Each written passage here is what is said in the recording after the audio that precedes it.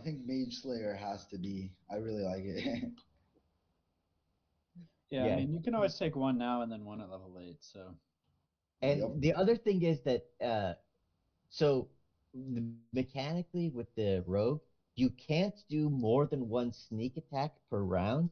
But when you use your reaction, it's not your turn, so you can use sneak attack again. So you can potentially get double sneak attack if you can do attacks with your reaction. The fact that whenever they cast a spell near you, you can just uh, uh react with a weapon is pretty awesome. Yeah. All right, all right. Yeah, so I would say, mobile, I Is guess, is is a is when you reaction spend. usually now is this when it says reaction it's basically just like an opportunity attack, right? But is a reaction is an opportunity attack classed as a reaction? Yeah. It's basically the only reaction that most people can do. Okay. But you now have another option for reaction.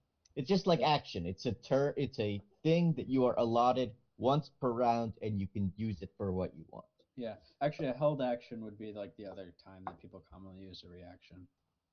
Yeah. Oh, that's cool. Yeah. I didn't Those are realize that those are was the main two. Then there's some other niche ones. I didn't realize held action used reaction. I think so. I mean, I don't know. I haven't read D&D rules in a long time, so I kind of just go off of my vague impression slash feel at this point. But Yeah, at this point, I feel like I don't want to consult the rules. I just want like content ideas, basically. I don't want yeah, them to tell me how Ha- it works. Having played a bunch of Baldur's Gate lately, the one thing that always bums me out is that they don't let you put a potion in another person's mouth, which I think is just like a house rule. well, it's also a different edition, so I don't know what the that's I 2E, think it's right? I think it's 5e. No, it's 5e. No, it's definitely second edition What? or What? first edition. It's, unless it's there's multiple Baldur's Gates, so maybe they're No, the new releasing. one. No, the The newest new one one, that just came 5e. out. Or sorry, Baldur's Gate 3. Oh, Yeah. okay. Yeah. Yeah, no, I just got whatever I got the like remastered original one because it was like $1 on Steam, and that one's Nice. definitely second edition. Kind Gotcha. of blows, but it's a cool game. I don't really have the patience for old school D&D right now. It's like kind of frustrating sometimes. no dogs, no. I gotta say, Baldur's Gate 3 is fantastic. Although it's obviously still unfinished, but like it just has almost everything. It really feels like, and the voice acting and stuff is actually like on point, and the animations are pretty good. But Well, I it's only just like like the first third of the game. something like that. But I just like skipped my way to the Underdark and like completely forgot about the like killing the goblins to help the townsfolk stuff. It's wild. What? So is it in beta or what? Like, what? How is it? Why is it only partially Yeah, finished? it's like early access. Oh, okay, okay. Yeah, I'd love to play a good D&D game because like I played some of the old ones, but they just they feel a little bit old. And I played like that uh Pathfinder Kingmaker one, which Mm. is like 3.5 edition, and it was pretty well made, but it was in terms of like the story and art and like core gameplay, but it was really buggy when it first Mm. came Puya out. played that But old Planescape one, oh yeah. which I mean, Yeah. more power to you. Like that's impressive. I don't think I could It have. was great. It's consistently rated as one of the best computer RPGs ever, even though it was made in 1998. But wasn't it like Yeah. painfully clunky? It was just like there wasn't a search feature, so it was just insanely annoying to interact with anything. But anyways, we are in our shared universe right now, so let's not. Athos. Yeah, Yeah, everyone leveled up. We're all good. I believe Yep. so. Okay. So when we left off last time, um, oh, so Justin, you dropped out of the call, I think, at the end. Sorry, real quick. We get another hit die for leveling up as well. Is that right? Yeah. Yeah, you always have hit die equal to your level. Okay, cool. I'm back. What did I miss?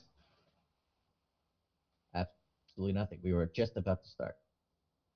I was just trying to trying to remember where we left off. So Justin, you left right at the end, but the only thing that happened afterwards was they went to a bar basically and asked a couple of the Crimson Legion Red Turban guys at this gladiator bar why there's still sort of Indentured servitude.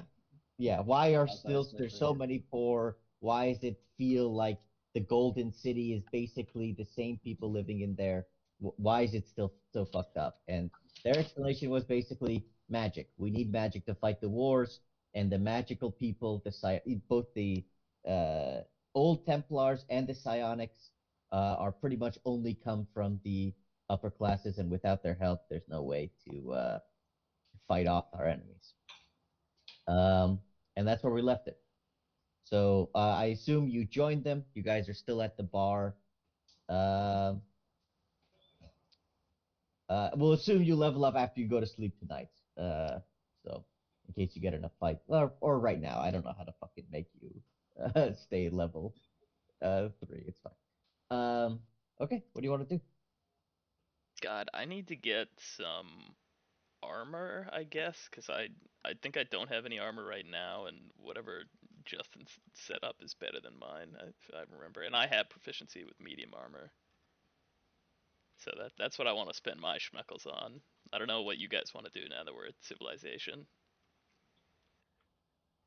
I have heavy armor. Are you proficient in heavy armor? Oh, that I am not. I thought we calculated and like the medium armor that you could get what ended up being the same, but maybe it was Yeah. as Oh, that actually no. I think mine's gone up because my con mod, because I just increased it by 1. So now I think I'm at 16 AC. So now I guess it doesn't. Now you're right. It doesn't matter. Better to be nude. Seemingly, and and better for the fact that we're in a brutal desert world. Hot. Yeah, there really should be some consequence to wearing heavy armor in the desert, but I don't really. I need to think about that. Maybe when you're trekking, it'll be a pain in the ass. Like the dudes that are chasing us, right? yeah, like that legion of 5,000 guys in heavy armor. Good point. Yeah, there should be consequences for them. It's fucking hot. That's what I'm saying. Like we don't need to go and blow them up. We just need to go like poison their water and then they all die. Oh, We Master Synth said to come back, I guess, the following day, to discuss what to do. Or what did he say? I don't remember what I said. It was 2 weeks ago. well, that's why I type everything out, but I don't think he said. I think they just like no, he got all excited and like ran off to go Yeah, send some messages, and then his Uh, guards like politely asked us to leave, I think.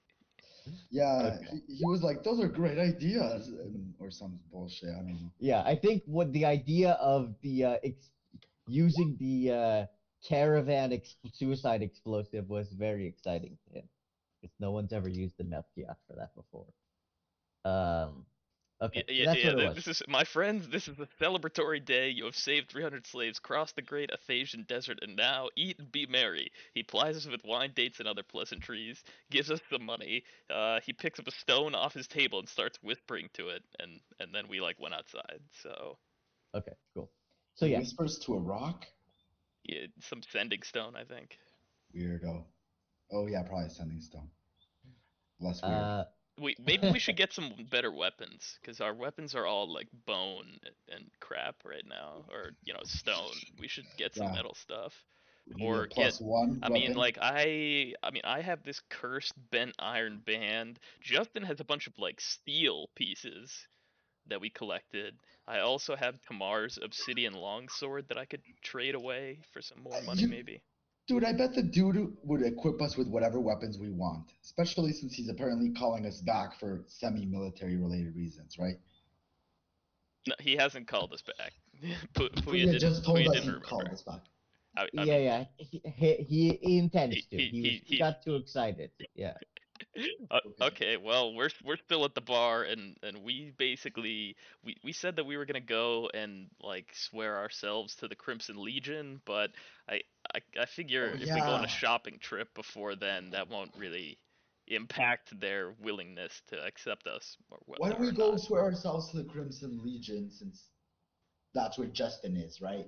Yeah. So the other thing, I guess, Also, reminder that we're happened is I am Justin proudly pledged wearing my himself. cloak. Yes. Cloak and red turban is the traditional garb. I, cool. I mean, like they didn't give Justin like a snazzy new weapon or anything, right? Just some clothes. Yeah, I mean, I already have a mace, so you don't really need a very fancy mace. You know, you're just kind of hanging Isn't it with like a it. stone mace though? Well, I think I had two. I had one that was in the likeness of Badna because that was the one I was using in the arena, but I probably am not using that considering I reject that deity. But so I think I probably just have a pretty plain one. Yeah. Oh yeah, the queen shot a bolt of lightning at your mace at one point, so that was pretty nuts. So yeah, Okay. it's That didn't definitely a really heathen do anything artifact. though. I kind of forgot that. So if you guys want to go buy stuff, the gladiators can tell you that it's late at night that you can go. It's like in 9 or something right now. The city's kind of the merchants are sort of shutting down. They say that you can go north into the warrens north of the city and probably find a weapon, but that they wouldn't recommend walking around there at night. That the tooth cutters operate in that part of the city, and you're likely to get robbed. And that it's I better probably to these just wait these in the morning. gladiators are afraid to tread in the warrens, telling us other gladiators to be scared. Like what is this? Like shouldn't we be able like to traipse around with impunity? When Brothers, you are the tooth cutters enemies of of the Dinta? yeah, well, I mean, I know they're clearly, you know, d- I they're I clearly I mean a they blight they on the were city, but are they direct enemies of the Crimson Legion, or I don't think so. I think the do we Crimson ignore them? Well, I'm Legion. asking them. Oh sorry. uh, one of the older Crimson Legion men claps you on the back and says, "They dare not strike at our colors. Our role in defense of the city is too great, and they cannot reap profits from ashes." But he gestures to your two friends. They are likely to hit any piles of meat with coin jangling on their waists, and gestures to their sacks of coins that they got. So who are we talking to right now? Sorry. Yeah, are we still at the bar or are we at the Crimson Yeah, Legion? yeah. Still at the bar. There's Okay. Crimson Legion guys and old. A lot of them are, you find out, previously gladiators from before the revolution. Some of them occasionally still fighting gladiatorial matches. This is sort of a gladiator bar, where a lot of their types like to gather around. So you're just talking to one of these older Crimson Legion guys, a Gotcha. dark-skinned mule with some scarring on one side of his face. Cool. Yeah, I get the sense that their enemies are more abroad and that particularly slave masters rather than these just like low life criminals. He, yeah, he agrees with the phrase "low life criminal." He says there are scum, elf low lives, growing their wretched drugs underneath the surface of our city and peddling their wares, uh, preying on the weak and the desperate. These are the elves? Sheesh. So how far under the ground are we talking about here, huh? And how do I not get sick if I happen to be in a room where they were all hanging out? I'm asking for a friend. He says, Tyr is an old city, my friend. It's uh, roads sit on top of collapsed cities from eons past. they sit in the ruins and grow their mushrooms. Huh. Diabolical. And what sort of effect do these mushrooms have, would you say? Chewing on their flowery parts gives a mild stimulant, but they can process it and powder it, and the inhalation has much stronger effects. So it's Um, cocaine. yeah, it's cocaine mushrooms. Yeah, it's cocaine mushroom. Ah, God save us from this monstrosity. And then I'm Spit gonna on the just, ground. yep. Many partake in the chewing of the leaves, but the uh, stronger powder has had significant negative results in our city. But let's talk of happier things. They Yeah. say that you have brought scouted news of legions of Uruk. Oh, Indeed, we That's the have. happier things. yeah. On to the That war makes it more effort. advantageous. I'm curious, brothers. I can see that there are clearly many fierce warriors skilled in the ways of gladiatorial small combat. But it, how would you assess our preparedness for a siege or a battle in the field? For me and my companions do not have much experience in that regard, as we also come from a gladiatorial upbringing. He claps you on the back of the neck and says, "Brother, gladiatorial combat is greater than many of these trained soldiers have ever known. We have fought for our lives since we were children. The crucibles which we have suffered are greater than any uh, peasant wielding a spear can challenge. The half giant legions and the halfling assassins of Uruk are certainly a challenge to us, but in open combat, our masses match with greater fury than they can find." And he gives a cry louder to the whole bar, and several men seemingly familiar with his cry begin to stand up and lift their drinks and says, "We will find paradise in death, and so we fear no master and fear no blade." A cry goes out from the bar, and everyone drinks. Cool. And yeah, by the way, Justin's new name is like Tyricus Free Cloak. Is that right? Oh yeah, what is it, Justin? Tyricus Red Cloak. It's pretty on the nose. It's just Tyr, the city we're in, Rikus the prophet, and then the color of my cloak. Nice. Lovely. I absolutely love it. Tyricus. Uh, the gladiators who was just starting the chant says, "The war goes well. We have recently seized the quarries, the obsidian quarries from Hamanu. He sends his legions to take them back and attempt to threaten our supply of iron. We will be forced to march into the field in a few days to meet them, but of our victory I am certain." How many men do we have? They had about 20,000, right? That was the number? Yeah, Or 20,000 total troops, 5,000 in the field. He says the Crimson Legion numbers 3,000.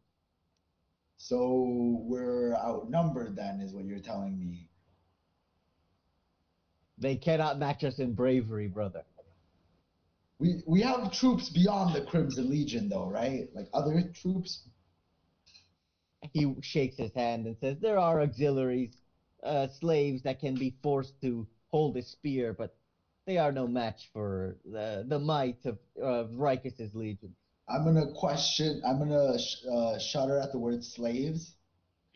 No, I think he said that in like oh that like they're free, but right. I don't know. Can we insight check how he's saying that? I didn't even notice that I said slaves. I guess they would have a new derogatory word to signify the class position of these peasants that they can sort of incite. But yeah, they're not quite slaves. Let's call them servants.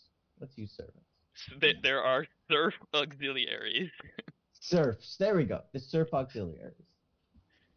Okay. Can we get a rough estimate of how many there are? Like, how hopeless is this? Perhaps 10,000 Okay, can that be massed in defense of the city. okay. Can I sort of roll some sort of check to determine how much of his talking is sort of bullshit confidence versus actual strategical insight? Yes, absolutely. Roll insight. Like how much of this is just him being confident about it, right? Yeah. 'Cause- oh well.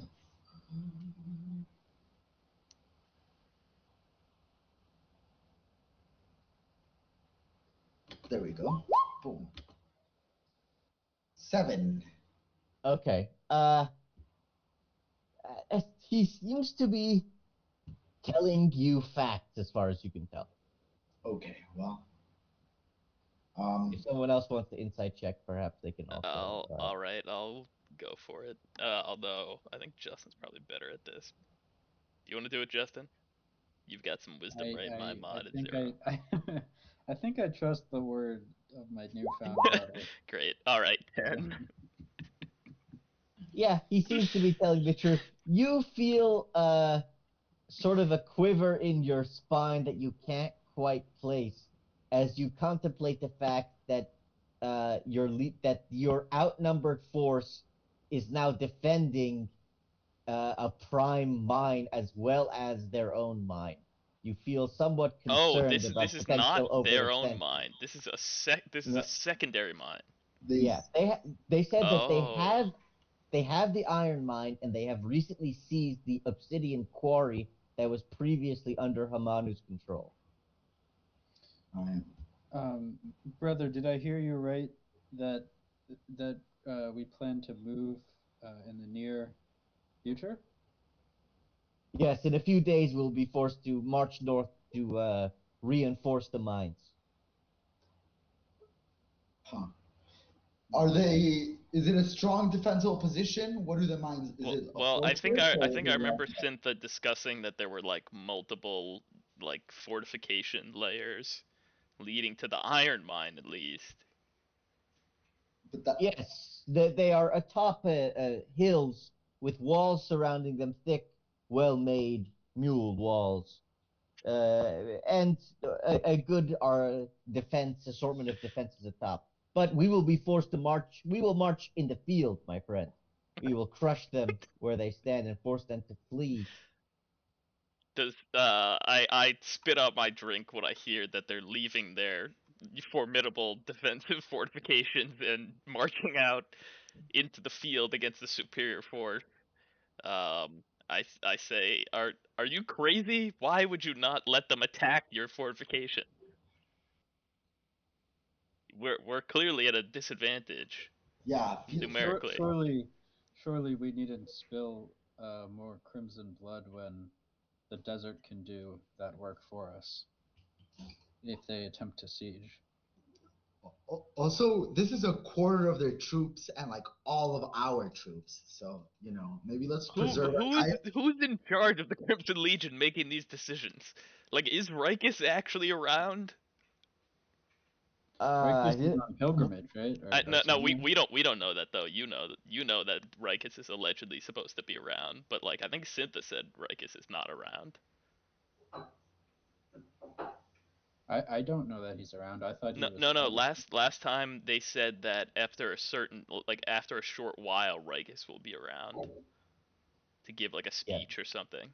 Oh yeah, yeah. in like a couple of weeks though, right? Yeah. Yeah, the Crimson Legion guy who sort of swore you in said that he is returning soon to the city.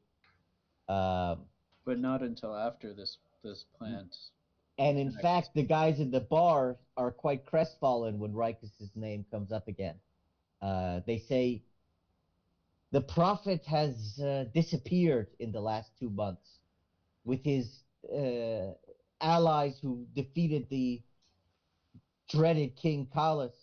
They fled in the night, seemingly some secret mission that they had to attend to. The group of the mood of the crowd sort of falls a little bit. And it arises as he says, "But our bravery will bring our prophet back. We will show him that we are not afraid to die."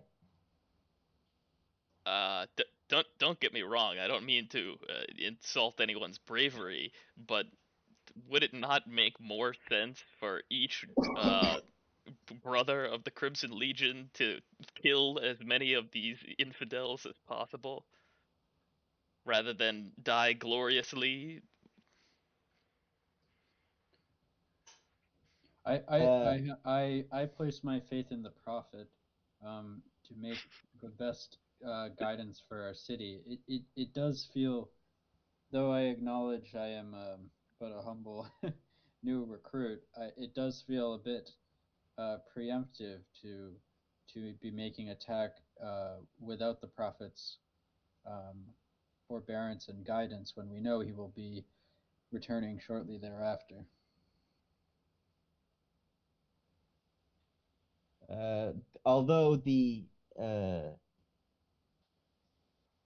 the older man who's been speaking to you guys, the scars on his face seem to tighten up as he contemplates your words.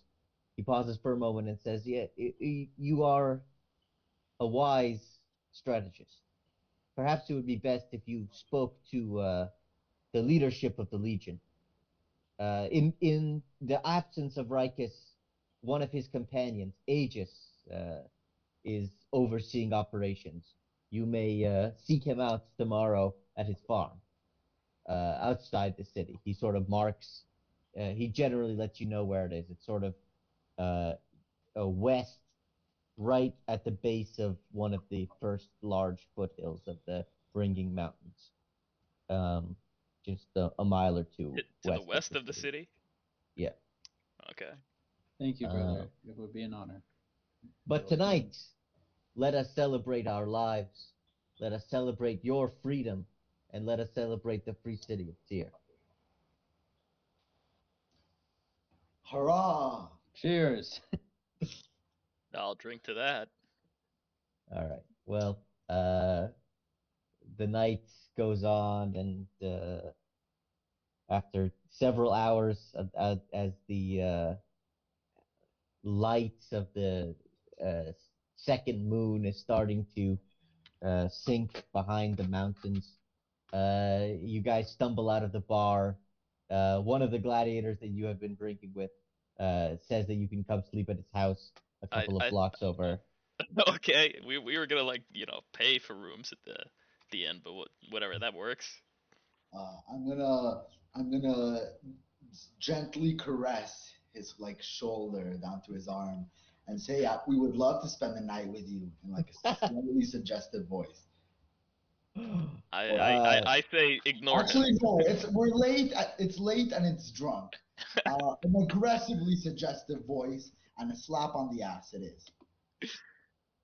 You have noticed that several of the Crimson Legion guys seem to be sort of coupling up as the night progresses. So your brotherly affection is not uh, fully rejected, although he says, "Brother, we are going home to my wife. We must.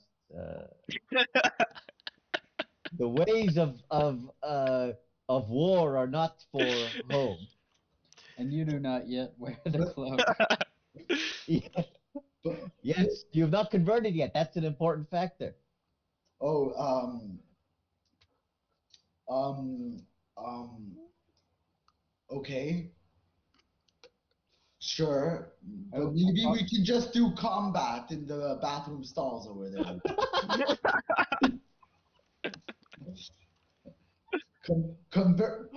Show me why the Crimson Legion is worth converting for. All right, he's pretty drunk. I think you got to roll persuasion uh, if you're yeah, propositioning. it's like the Thebes holy band. Yes, exactly. That's what I was thinking. Not Uh, one.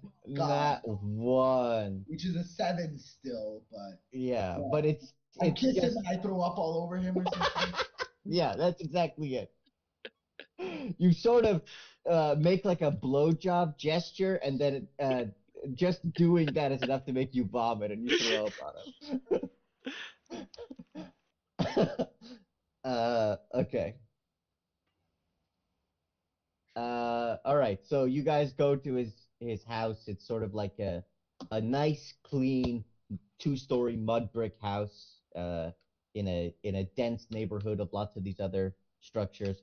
He takes you in, and the bottom floor is basically this open space and a kitchen on the side. He puts a bunch of pillows and shit down and says for the three of you to sleep here. Uh, and then goes upstairs to go to bed.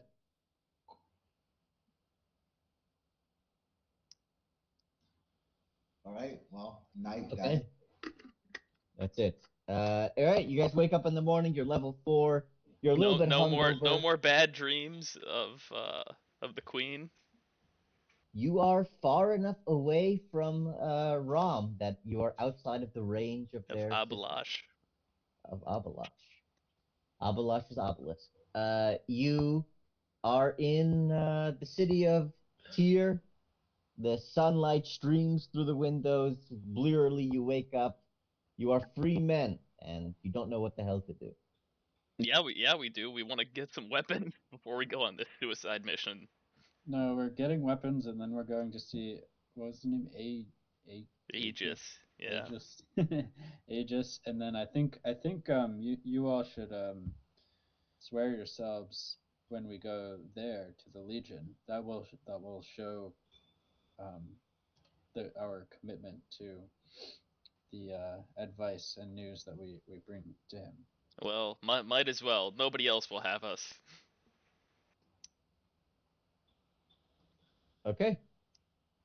I mean, this guy just let you into his house. No, but by that I mean like no organization will allow us to join because we're like outcasts.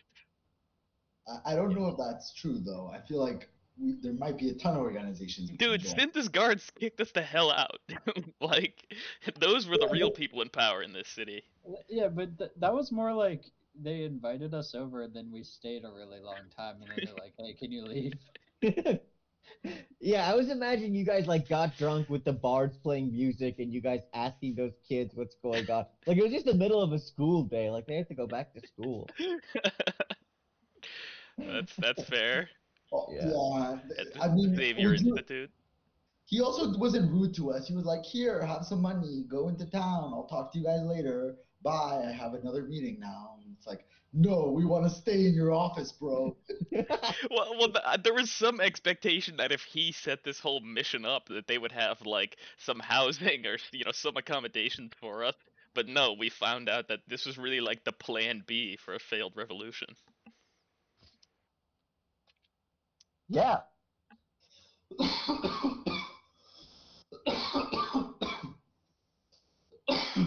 What did we? All right. Let's make with the weapons. We've So got some. So as you guys the leave woods. the hut, you are still.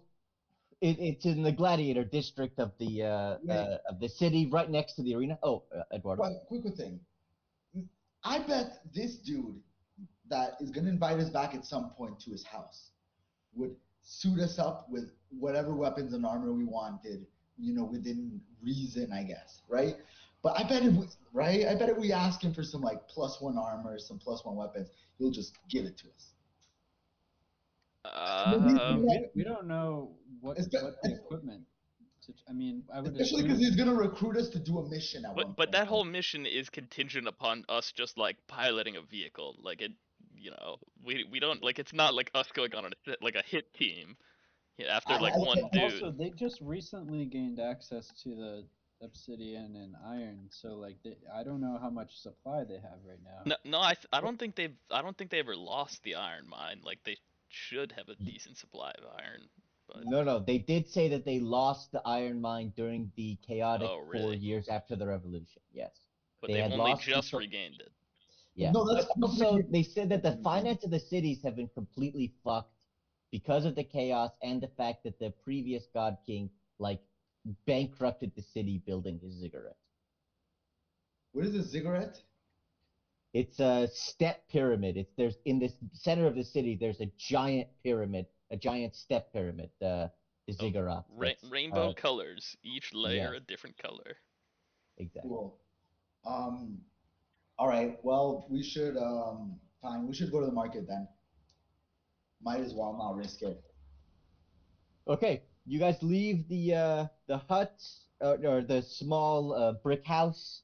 You see the ziggurats standing, towering over the city and the arena adjacent to it. While the other day when you had arrived, yesterday when you had arrived, the stadium had been filled up with a bunch of different stalls. You can see that the stadium is now empty, and there are rows of people sort of sweeping debris off and cleaning it up, seemingly for something.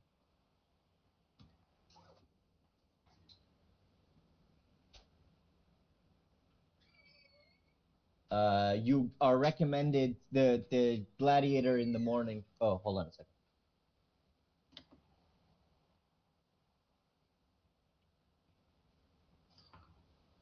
Um, guys, what are we? Should we all be the same armor class because we're all the same race? Armor? No, my whole thing is that it's like unarmored, so I have a whole fancy thing. It's like in the whatever the chat log on Roll20, but um,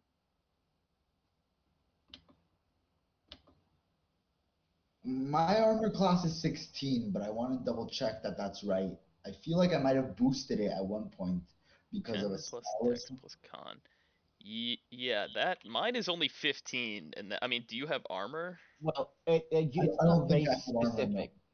It's gonna. Yes, you do. You have, I believe, some leather armor that you were given. So it's Okay. 11 plus your dex, which is 5, which is why you have 16. Okay, It depends on what your dex is, basically, or cool. what Oh, kind of yeah, armor. no, I think I Yeah. do want to buy some armor then, because even with the unarmored thing, mine is only 15. That sucks. Wait, why is it? Yeah, hold on. No, man, I put the thing out there. My AC is equal to 10 plus my dex plus my con. Con is mod is +4, dex is +1. That's 15. Yeah. So you're not gonna get better than that with any armor because your dex is only But 1. but Eduardo has like medium or light armor, and he has 16. Yeah, but his dex is 5. His modifier is 5.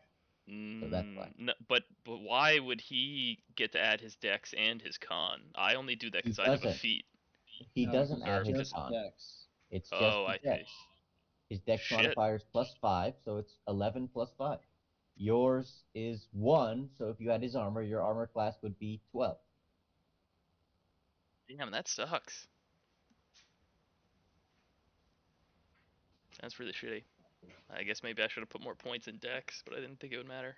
I mean, you have a high con, so you'll have a ton of hit points, and you take half damage. Yeah. So it doesn't matter if you get hit a little bit more often. Yeah. And like The the other thing difference, is that like you get a resistance to everything. right, exactly. You're taking half damage. So like, you know, you might be like, I don't know, 5 or 10% more likely to get hit. I guess 5%.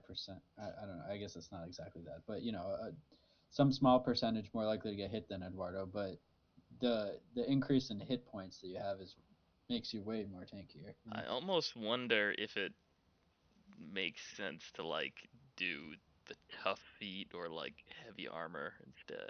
Whatever. It's fine. I guess it'll matter more at higher levels. No, it kind of matters less at higher levels because at higher levels things just hit easier regardless of your I AC. I I mean that's when my con, like the benefit of having 19 for Constitution, will pay off. As we level up, I'll just keep Yeah, getting more health, right? hit points scale pretty well, but AC doesn't scale very well Yeah. usually. Okay then. And the Onwards to most the important thing is that you have 50% resistance to all kinds of damage. I mean, that just doubles your health. yeah, Function. for sure. Yeah. Okay. So you see the stadium is being cleared. Looks like today's an arena day. The gladiator told you to go to the warrens north of the city. That the Elven district is where you're going to find the best deals on all kinds of weapons and shit. Okay, cool. Yeah. All right. So you go north, past the ziggurat, past the arena, sort of down. It feels as though this part of the city is a little bit of a basin, and as you descend the warrens, the poor part of the city, the stench of it hits you first. You can smell sort of pooling sewage. This part of the city is much worse than any part you've been in so far. The streets are only 3-4 feet apart, and the buildings are all in the various states of disrepair. I thought we walked through this area when we arrived, or like No, drove no, through it at least. no. You drove through the bottom of the city, which was sort of an artisan area, which was different. But the tooth cutters invaded there as well, I suppose. Okay. The tooth cutters sort of run a protection racket, it seems, over the whole Mm. city. But this is their home turf, and Yes, seemingly probably leads to the and Undercity.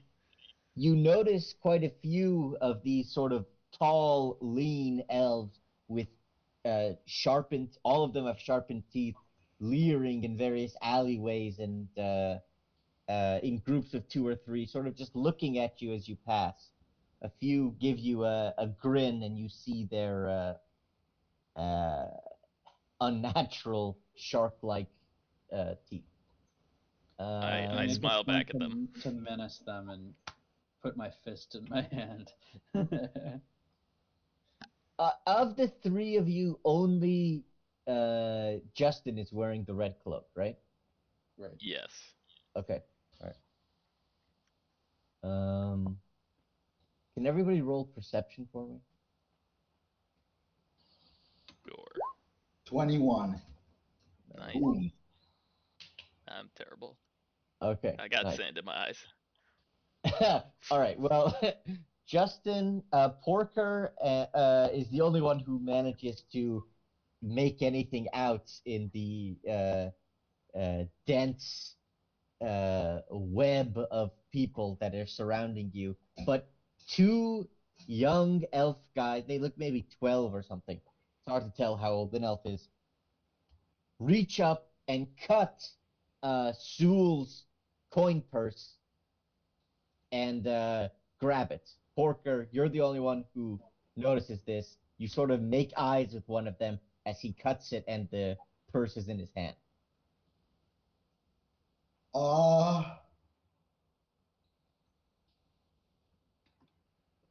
Please what, say something. what creature is this? These Elf. are elf children. Elf children? Yes. Cool. They stole my goddamn money. I'm gonna call. I'm gonna cast a psychic whisper into the elf children's ears. Um, and I'm gonna speak to them in their own elf language because I can speak to them in whatever language they speak. And I'm gonna tell them that they have one chance to make a smart decision right now and not die, because that's definitely what they're about to do if they try to run away with this. And then I'm gonna roll intimid. Oh, That's intimidation for sure. Are you also including us in this psychic whisper? uh, sure, yeah, I guess so. All right, let's see how brave these kids are. Not brave enough. All right. Their eyes go wide as they hear the voice in their head. They drop the bag of coins, give a little bow of the head towards you, and disappear into underneath one of these stalls. I yell after them, damn kids, and go and pick up my coins.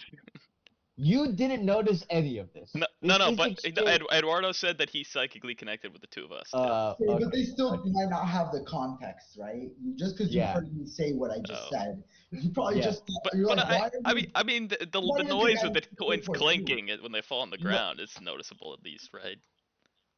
Yeah, I guess. Well, actually, no. Your perception was a 3. I don't think you noticed that either. All you hear I'm is just pointing.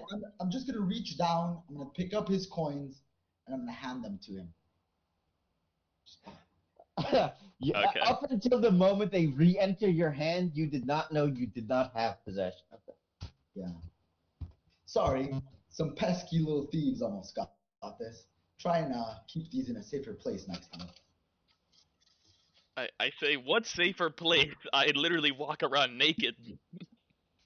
I say, well, I can recommend one place if you want my suggestion.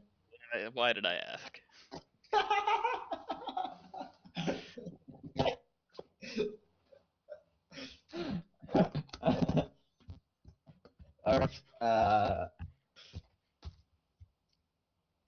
Uh, you make your way through the warrens for it feels like miles, a labyrinth-line maze of overhanging hovels.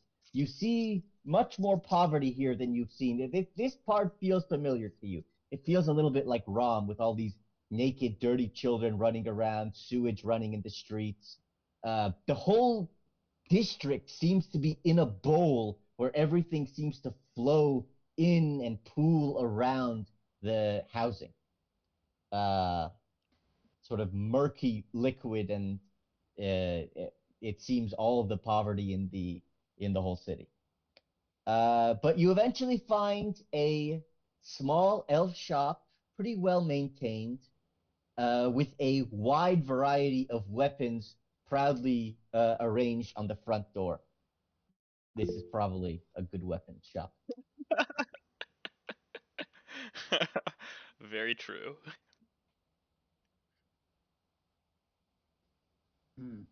After you, I'll hold the door for my comrades here. I step If I over need the a open weapon, I sewer. also don't have much money.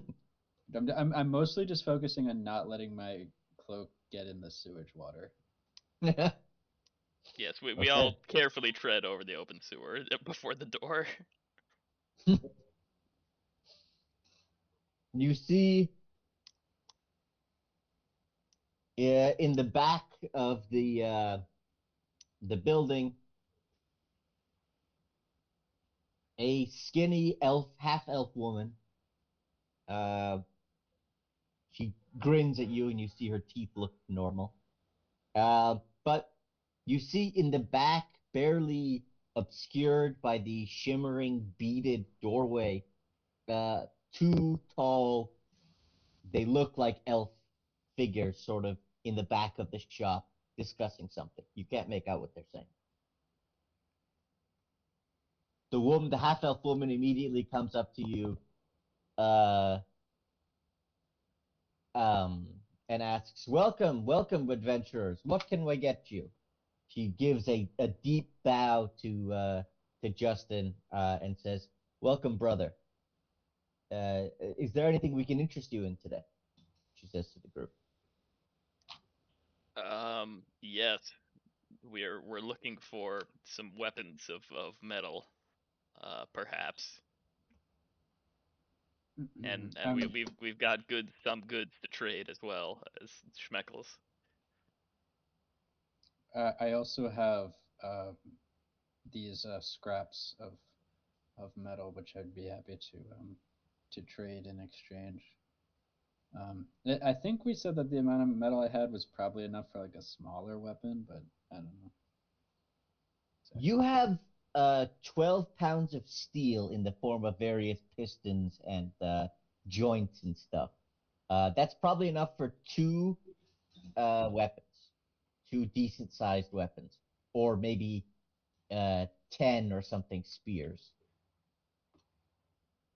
I think I Um, remember looking up how much great yeah, axe and weighed. we Yeah, Farouk has concluded it 12 doesn't weigh pounds of that much. quality steel. A sword weighs 3 to 5 pounds. A great axe head is like 10 pounds.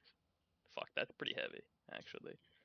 So the half elf, as you say that you are looking for metal weapons, begins to protest that she doesn't have any metal for sale. But when you say that you have metal already in your possession, her eyes light up. She says, "What weapon would you like to make? May I see the quality of the weapon of the metal?"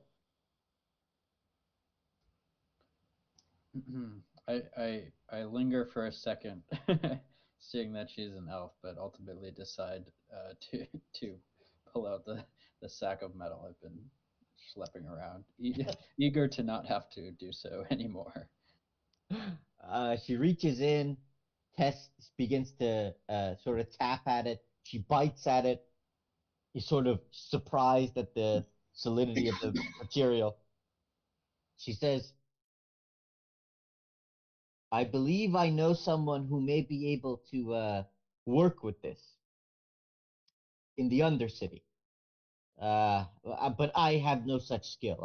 I have never worked with metal craftsmanship before.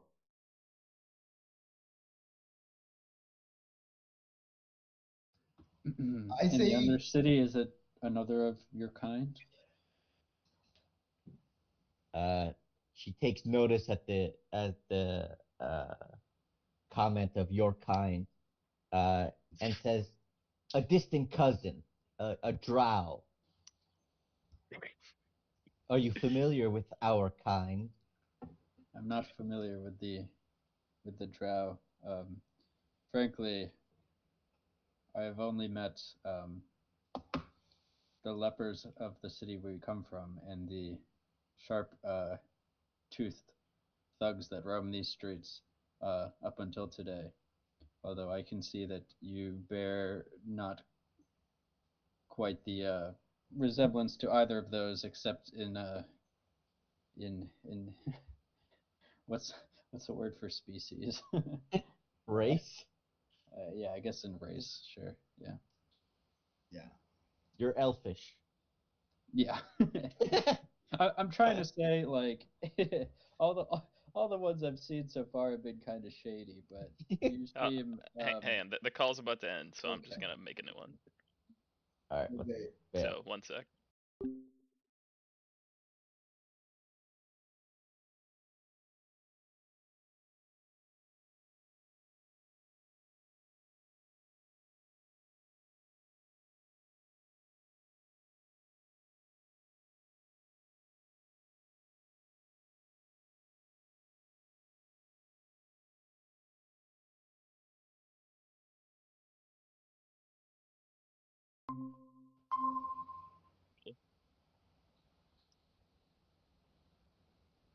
Cool.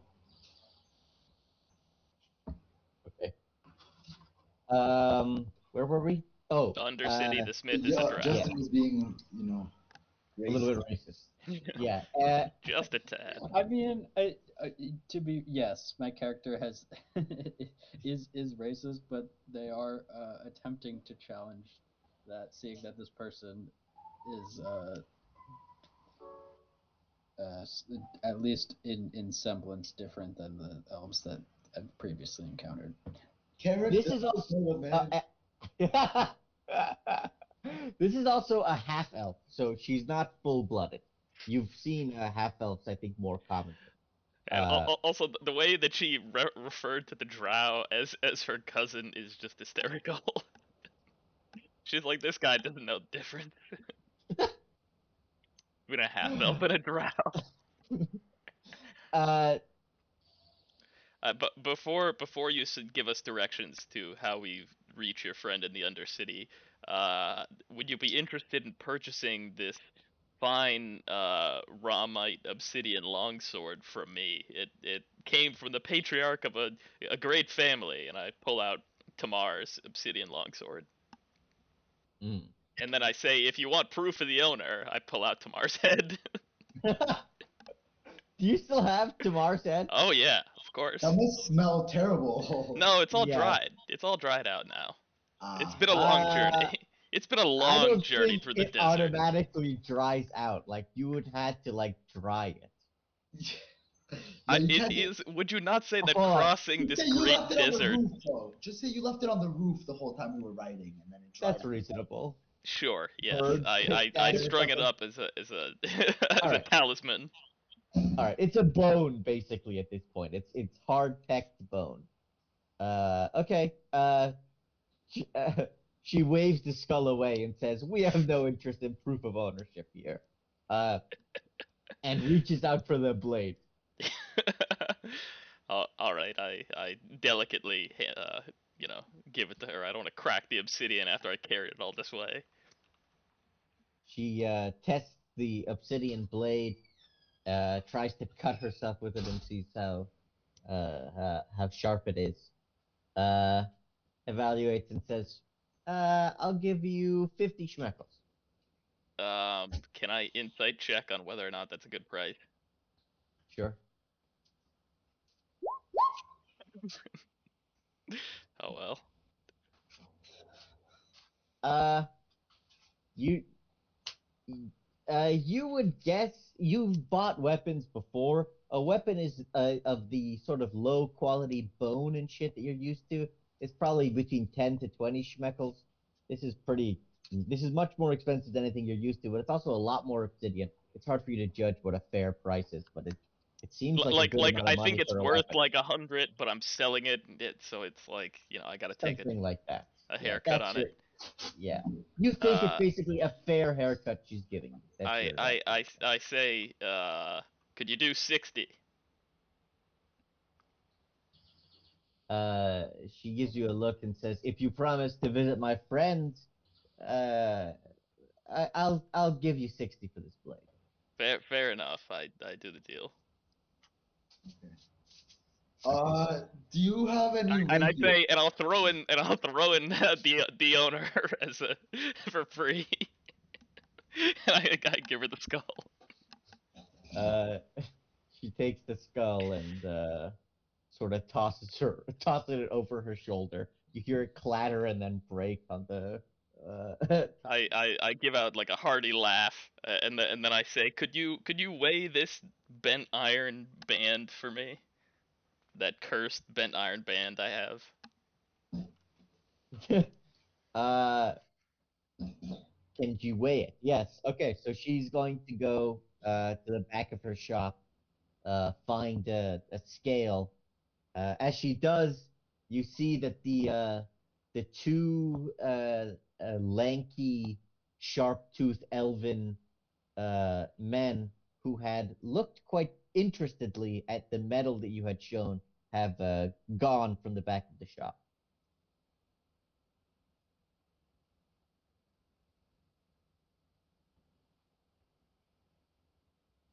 Okay.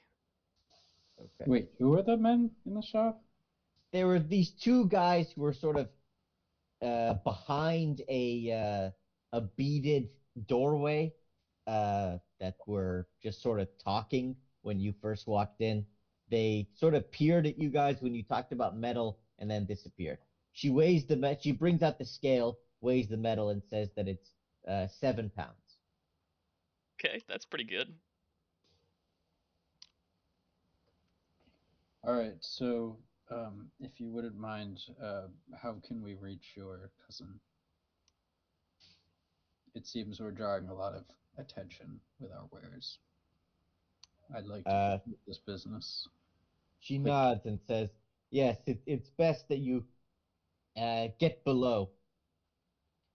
Uh, Come, follow me. I'll direct you." She closes the door of the shop and puts a big, what looks like rib cage bone to bar the doorway, uh, and then directs you to follow her behind through the beaded doorway. Um, as you follow her, she opens sort of a trapdoor cellar door, uh, and directs you to follow her down this long, dusty ladder into a dark hole that you cannot see the bottom of. Um. Oh, alrighty. I pick up a piece of Tamar's shattered skull and drop it and listen for how long it takes to fall. Intelligence. Let's see an intelligence roll. Okay. A save or straight intelligence? Like what? Or yeah, Just I mean intelligence. it's the same. It's the same. Yeah. It falls. You hear a sound. You don't know what to make of it, It sounds deep. I or will. not. How am I supposed to know? Wait, sorry, what'd you say?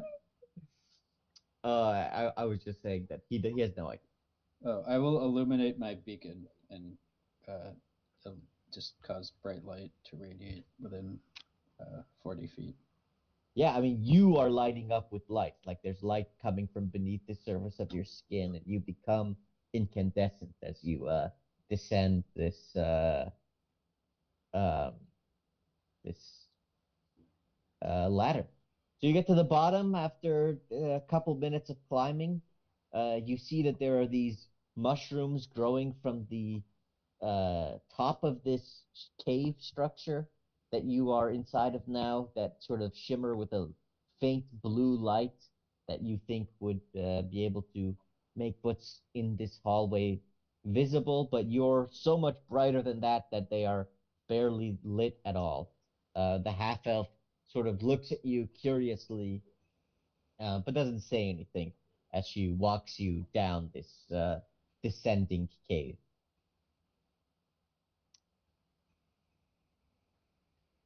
It's maybe 5 feet across and 10 feet tall, sort of like a cut through with stone walls on each side. As you descend, you eventually pass these thick stone blocks that seem to comprise, or once seemed to comprise, uh, a floor of some kind. You descend further and you see these massive 10-foot wide stone columns supporting uh, uh, just a wide open space. The columns are spaced out every 10 feet or so, but this cavernous space is filled with a wide variety of elves and dwarves. It seems to be some sort of underground marketplace, lit up with the light from these blue mushrooms. There seems to be a healthy business being done in this undercity market. Upon seeing that it seems lit enough to see, I will end the beacon so as to not draw as much attention. Yeah, I mean, you sort of walk in and you're the most well lit thing in the whole in the space, but you sort of dim it down and you can make out several hundred eyes sort of looking back at you. Um, but you follow the half elf who descends into this warren of stalls propped up by wood and leather walls, and eventually you make your way to some kind of stone edge where a fire burns, and a long, lanky drow woman is beating uh, a shape into a small metal arrowhead.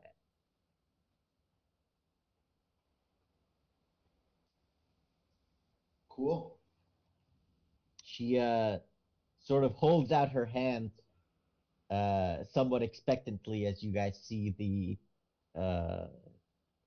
blacksmith, and says, "Your safe arrival, I'm sure, is worth something to you." Indeed, Master Smith, and I will withdraw a one chunk of the metal I have, and will this suffice? Her eyes get very excited when she sees what you have produced. I say, whoa, whoa, whoa. Slow your roll there, Tarek. And I, pull out, what, 5 schmeckles and put that in her hand instead. Wait, this is the Smith, right? No, this No, is this is the half elf. this is the half elf who let us down here. Whoa! She's asking Yeah. for a tip. Yeah, Yeah. man. No. I'm gonna I spend totally 5 misunderstood. schmeckles of the extra 10 that I got for agreeing to come down here. So, Oh, wait, but are we at the Smith's place? yeah. Yes, you're now at the smith. The half elf is Okay. is sort of holding out her hand for a tip. Yeah, no, I give her 5 schmeckles. Okay. Yeah, All right. You give her Smythe Schmeckles. She gives you a deep bow and says, "Please have a safe journey in the city of Tyr. Don't be a stranger. Come around the shop soon as you can." And walks off. All right. The smith is sort of hammering away at this arrowhead, mostly oblivious to your arrival. I will And stand patiently. and we not say stand anything. patiently and watch her work because we've never seen anyone like dealing with metal like this before. It's pretty cool. The metal looks sort of yellowish You think it might be copper, but you're not experts. She seems to be making a large number of these arrowheads. And If she if first she's heat hammering it, I don't think it's copper. or bronze rather would be your educated guess. Cool. Uh, she seems to be heating up the metal, liquefying it, pouring it into a mold, hammering it down, and then No, no, cooling it off in a you don't bucket. hammer bronze weapons at all. You just like take you sand them almost down into like shape. Hammering it would just like Well, break it. It's okay. Well, in this fantasy world, bronze is hammered. Yeah. Can you accept that along with the magic? yeah, you were the one who asked us to try to identify it by sight, okay? Wait, you don't hammer bronze at all? Why? No, It's if too you soft? yeah, like there's no like hammering it doesn't like harden it or anything. That's It's just for like make it into a iron and shape. steel. Yeah, no, you make a mold and you pour the mold, and then once it's out of the mold, you like deburr it and then you like sharpen it with sanding it down almost. I see. Well, Yeah, then that's what she's doing. She's gotcha. pouring it into a mold and sort of sanding it down. After doing a couple of these more of these and sort of dipping them into a bucket to cool off, her attention shifts to you. She takes these quartz goggles off her face, and you can see her skin is sort of a light purple with uh, almost white hair. She looks up and says, "Yes, what can I do for you?"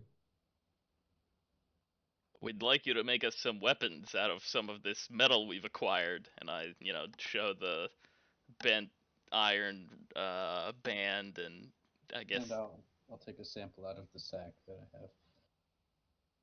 She takes your two selections. Uh, Her eyes go wide at the steel, uh, but she seems to try to contain her surprise. The heavy iron band, though, she gives back to you, Yud, and says,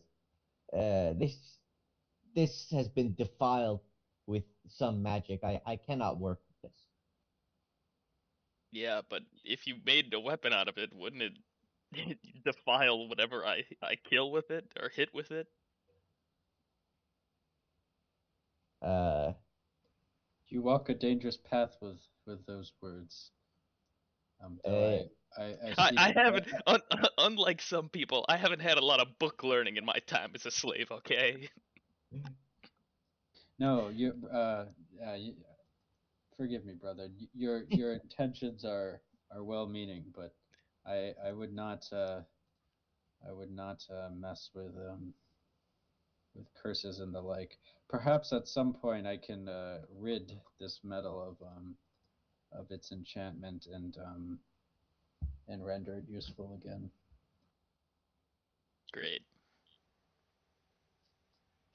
uh, she says it would be wise for you to listen to your friend. The curse may create uh, a weapon against your foes, but it might as well affect you.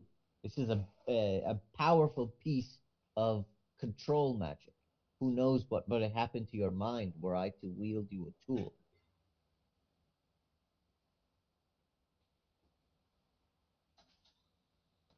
Nonetheless, I sense that this um, steel, I believe it may be, uh, could be fitting for a weapon for one of my friends here. Are you in Perhaps, agreement? perhaps more than one. It seems that you have quite a bit of it. She motions at your jangling bag.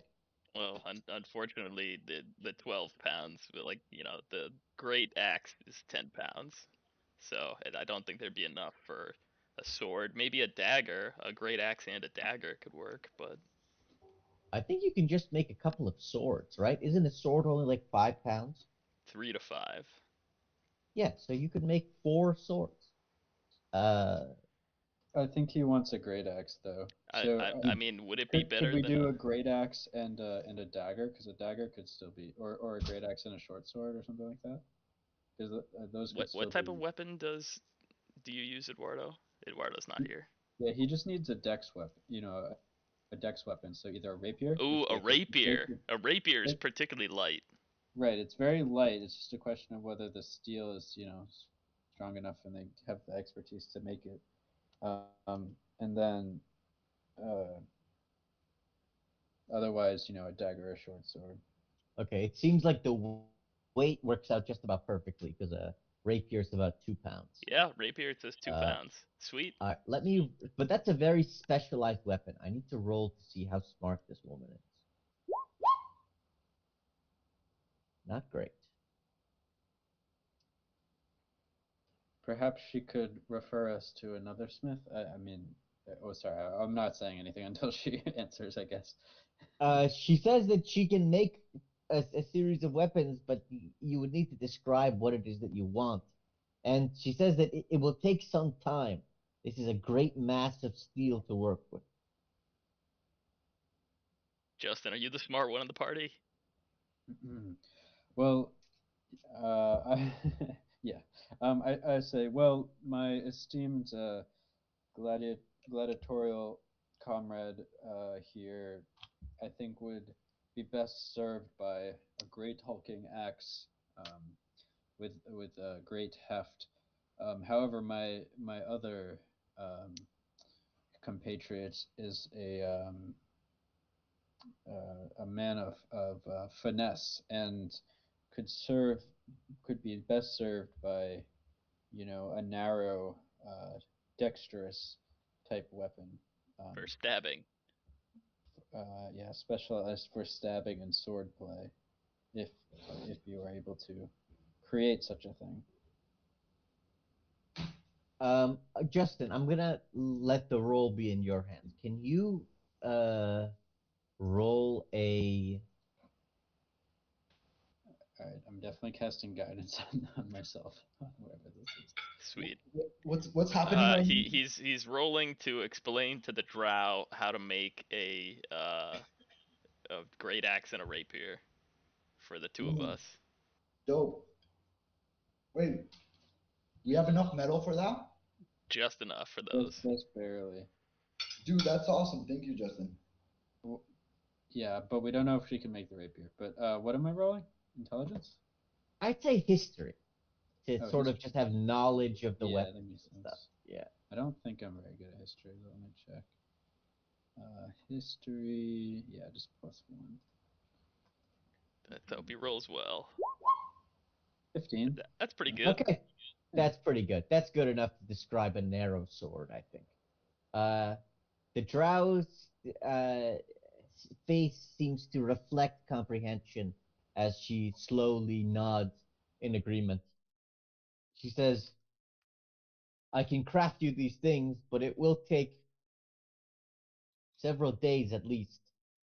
Perhaps a week would be the best estimate. Um, That well, is more than reasonable. hold on. Is that fine with the timeline of us going and fighting? No, probably not. But I No. mean, Well, no Smith can create thing. It can create a well, sword I mean, without him. can we at least try to like convince her that we need these weapons to help defend the city that she's living in, and that putting in, working a double shift or two might be worthwhile since their own skin is on the line. Um, did we give him any gold? Not Nope. not yet. She hasn't mentioned that. It, We haven't um, come to bartering yet. I've left that for you. it, is there a price to all of this? I ask. She says, it will take a great deal of labor, but you have supplied all the materials, and I confess the quality of this steel is far surpasses anything I've seen before. I am very interested to work with it, and I am willing to do so for a mere 50 schmeckles per day of labor. I think that sounds reasonable. I have Assuming 260 Do we have schmeckles. How enough? much? I have 260, so that's almost enough. But how much do you guys have? Wait, I Schmeckles is which one? The silver or the copper or the gold? the we decided that all ceramic is actually copper, so that's copper units. I say okay. Okay. I have 379. Oh, we also have one real gold piece that the bards gave us. Oh I no, have you already down. you used that already to buy some poison, I believe. Yeah, a variety of things. I think we each bought a potion or something. No. Yes. I did not. I said it wasn't worth it. I think 2 of you got poisons. I have a poison. I have a golden scorpion poison. I think the two of you guys bought golden scorpion poison, but Yeah. I mean, you guys must have a little bit of money left, right? I have I 260. do. So Yeah. I You have you down that I each have got 5 copper 250, I think. Oh insane yeah, yeah. power. We just got like 200, I think, I just have for 350. arriving. I have 350. All right, we have So plenty of money. Yeah. Look, Eduardo and I can it, split it. all right. So yeah, let's split it, and then um I'm gonna turn to her, and I'm gonna say, hey, um, we actually have a big fight coming up in the next few days, and it could really be helpful for us to have these weapons. It could save our lives. We're defend and could help save the city. We're defending Tyr from an Urukite army of 20,000. We've improvised an innovative attack, but every little We've bit could been help. we're And going I'm gonna, on a special mission which may very well lead to the loss of our lives for the sake of the city. all right. I'm gonna Let's offer roll. her. I'm gonna offer her 100 extra schmeckles, and say we would really appreciate it from my stash. We could really appreciate it if you could help us out and help us get there a little quicker. Okay. Roll persuasion with advantage because you are actively bribing. Okay. 21, She yeah. Thank God for the advantage. Yeah. Uh, awesome. All right. I mean, yeah, So I'll still split that. So what? That's 450 is the total. So I can just afford that 225 for me. she says that she will be able to finish it perhaps in 4 days if she with some luck and rushing. Uh, would that be sufficient? Yeah, that Is- I think that works. Probably. I think it's probably fine. I think the guy said that they wanted to leave in about 4 or 5 days, so 4 days is probably okay. Okay. Okay, cool. So you leave her the medal. She says she waves off your coin and says to pay her when the deed is done. Um, and says I can deliver a message to you to let you know that the work is complete. How can I reach you? Where are you staying? Um, do we have an address, guys? The We're still Gladiator staying Bar. with the red cloak, or was that just for that night? The Crimson That was Legion a guy. one night thing, I think.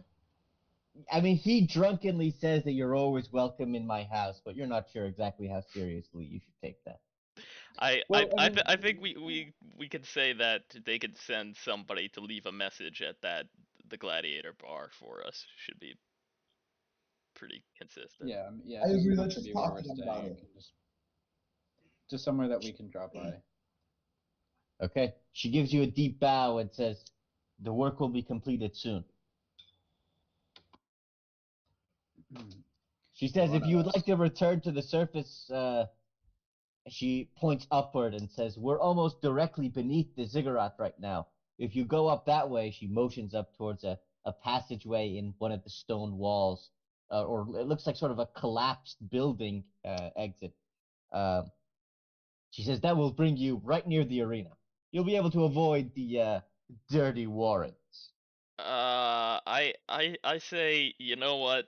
With all these thieves about, I think it's probably. I'll give you my half of the money right up front, and we can give you the other half on receipt. She some protests initially, but bows and accepts the coin. It All right. disappears underneath her one of her workbenches. Well, I'm watching Iran fight Cuba right now at the Olympics in boxing. Didn't the Oh, U.S. this play is fun. basketball against Iran? Yeah, well, Iran lost that one, but U.S. lost basketball to France. Did you see that? Yes, I heard. U.S. That's embarrassing. they got kicked out of the Olympics in their own sport by No, France. Didn't no, they I don't. lose I to don't think they Spain got last knocked out, year? did they? I think they Wait, lost to sorry, what happened? I got cut out. What was it? Elimination? I think it was an elimination. Yeah, U.S. got kicked out of the basketball tournament by France. They lost to Estonia last time in a final, or No, Lithuania. that was still in that was No, still no, in no. group They, stage. no, Iran was after the match with France. It wasn't elimination.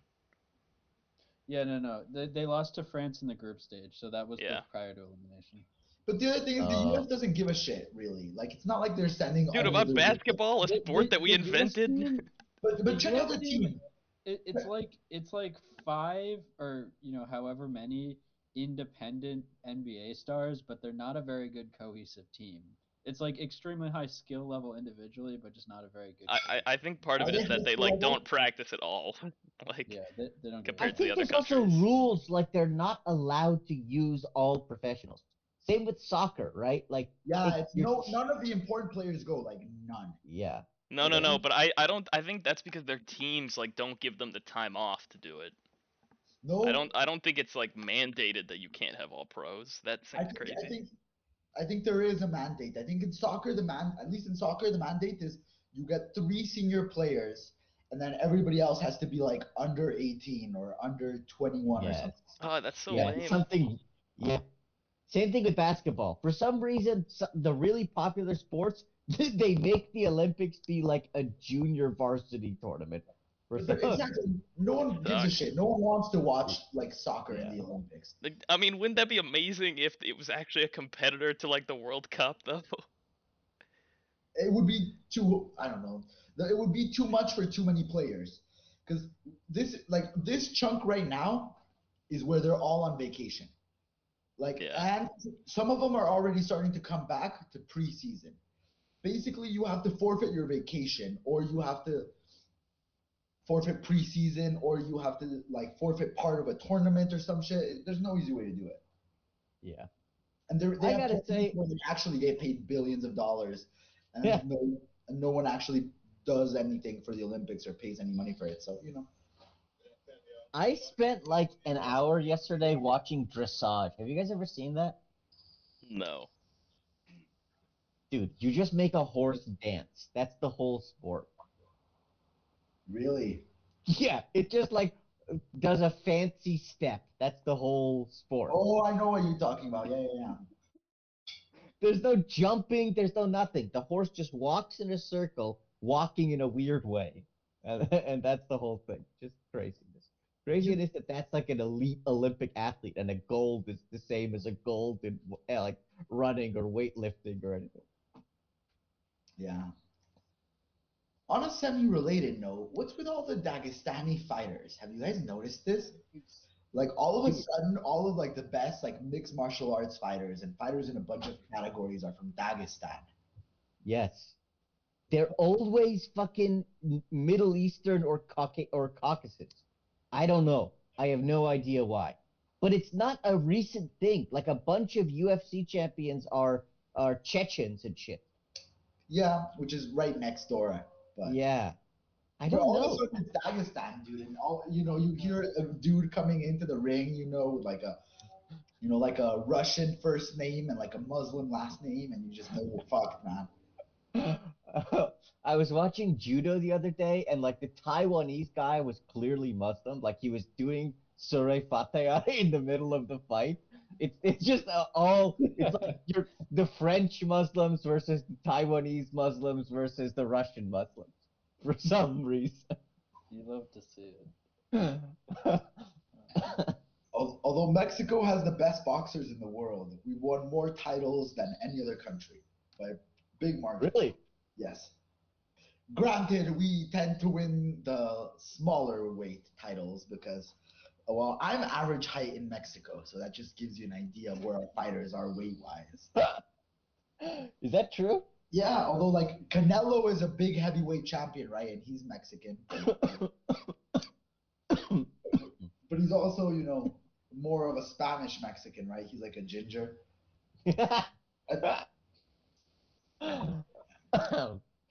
I always, the way to is Jet back yet? Where the fuck is Jet? No, it's not. I'm heating up Alright. some food. Oh, okay. Um, I always root for the least European team whenever there's a competition. So there was a skateboarding thing where we were just rooting for the Mexicans and the Brazilians. Oh, did you know Puerto Rico competes under its own flag in the Olympics? That was crazy. I had no idea. Wait, really? Yeah. I had no clue. But did you see the 13-year-old like woman's free skate? No. Oh, it's pretty wild because there was like three different 13-year-olds that were in like the final group. It was like two Japanese, or no, it was like one Japanese, one Filipino, and then like one Brazilian, and they were all like 13-year-old girls. It's crazy. And the Wow. Japanese girl won. God, that's so fucking crazy. Now we're getting to the age where you don't have to be a child prodigy to be much more accomplished than us at our age. But it is discouraging when you see a teenager who's already like a world champion at something. Okay. Anyways, where the fuck were we? Oh yeah, Yud just paid the drow woman. Yeah, and she says you can go up this way and get close to the arena. Yeah, And that shit. on the subject of the skateboarding though, sorry, one last thing. People were complaining that the only reason the US didn't win at skateboarding is because all the best skateboarders can't pass the drug test. So the US guy who got like bronze or whatever, it was like completely unknown. Yeah, dude. Apparently, the Americans can't get like their ADHD medicines in Japan either. Like Simone Biles had an Adderall script, and she normally uses it, and then wasn't allowed to while she was in Japan, and that's part of the reason why she's like not feeling well. Like Oh, really? Damn. the amphetamines that we just let Americans take all the time are not allowed in Japan. And as a pro amphetamines guy, Japanese are really missing I was out. gonna say it's because they associate them with North Korea, and we know how much the Japanese love the Koreans. Yo, back. All right, let's Okay. Ready. So I Okay. feel like we should be exploring this Undercity a little bit more. It seems pretty freaking cool. I think we'll I definitely feel like explore that. considering we paid someone to get us here in one piece, we probably shouldn't explore it too much. Well, I just gave away like all my money, so I'm not too worried about getting robbed anymore. Puya, for practical reasons, I'm gonna just subtract the money right now. Okay. Yeah, that's fine.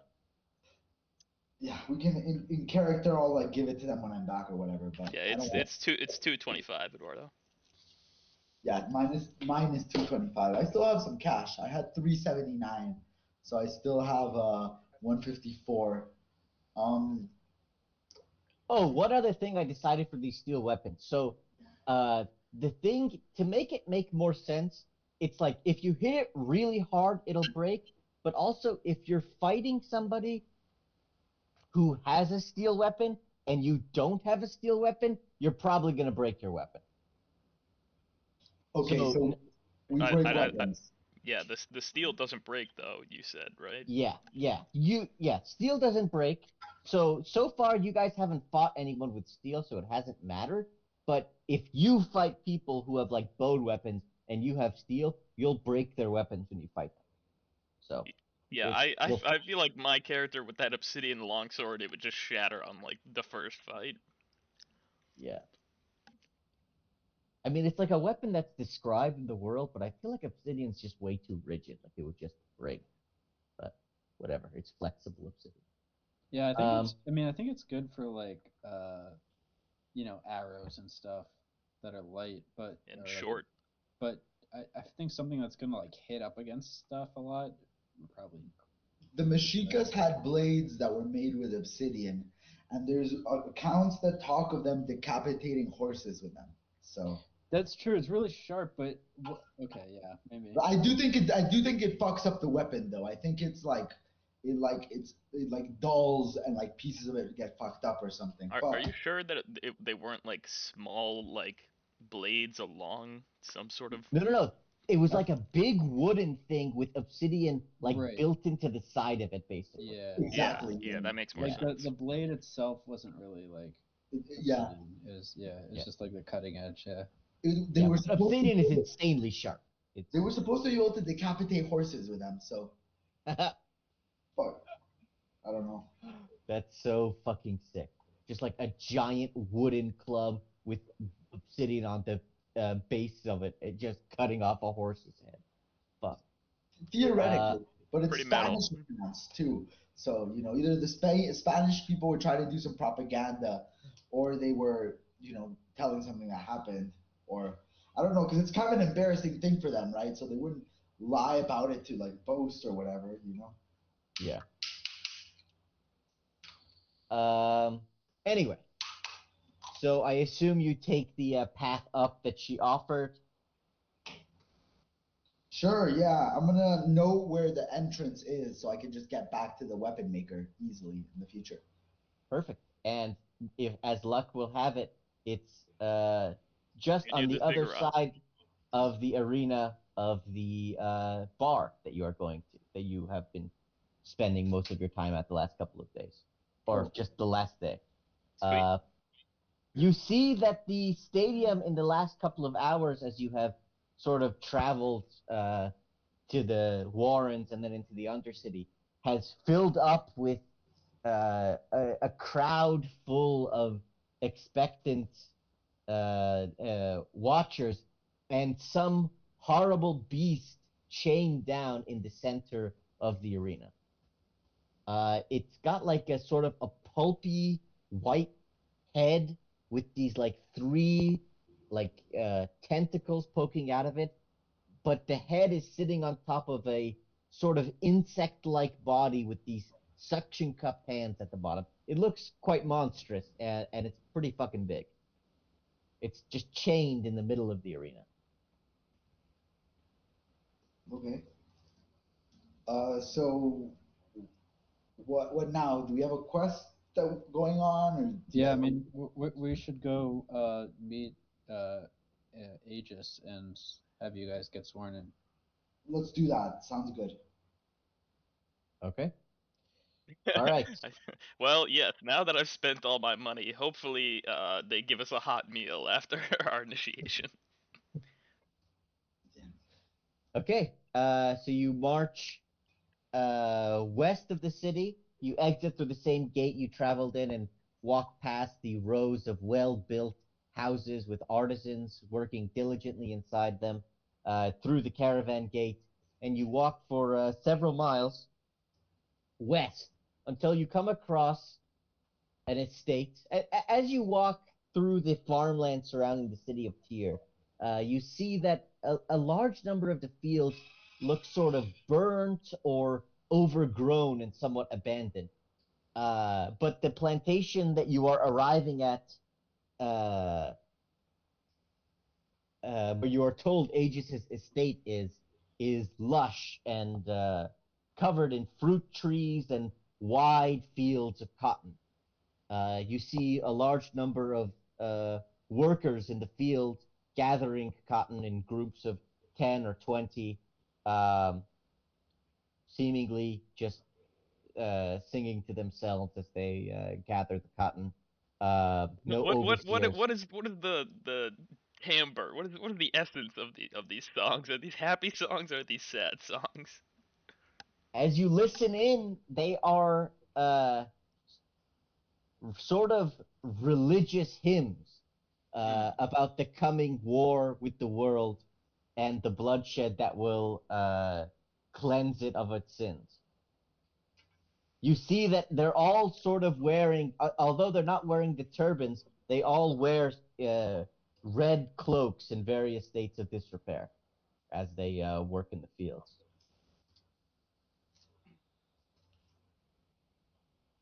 Oh, You climb. wait. So they're like former.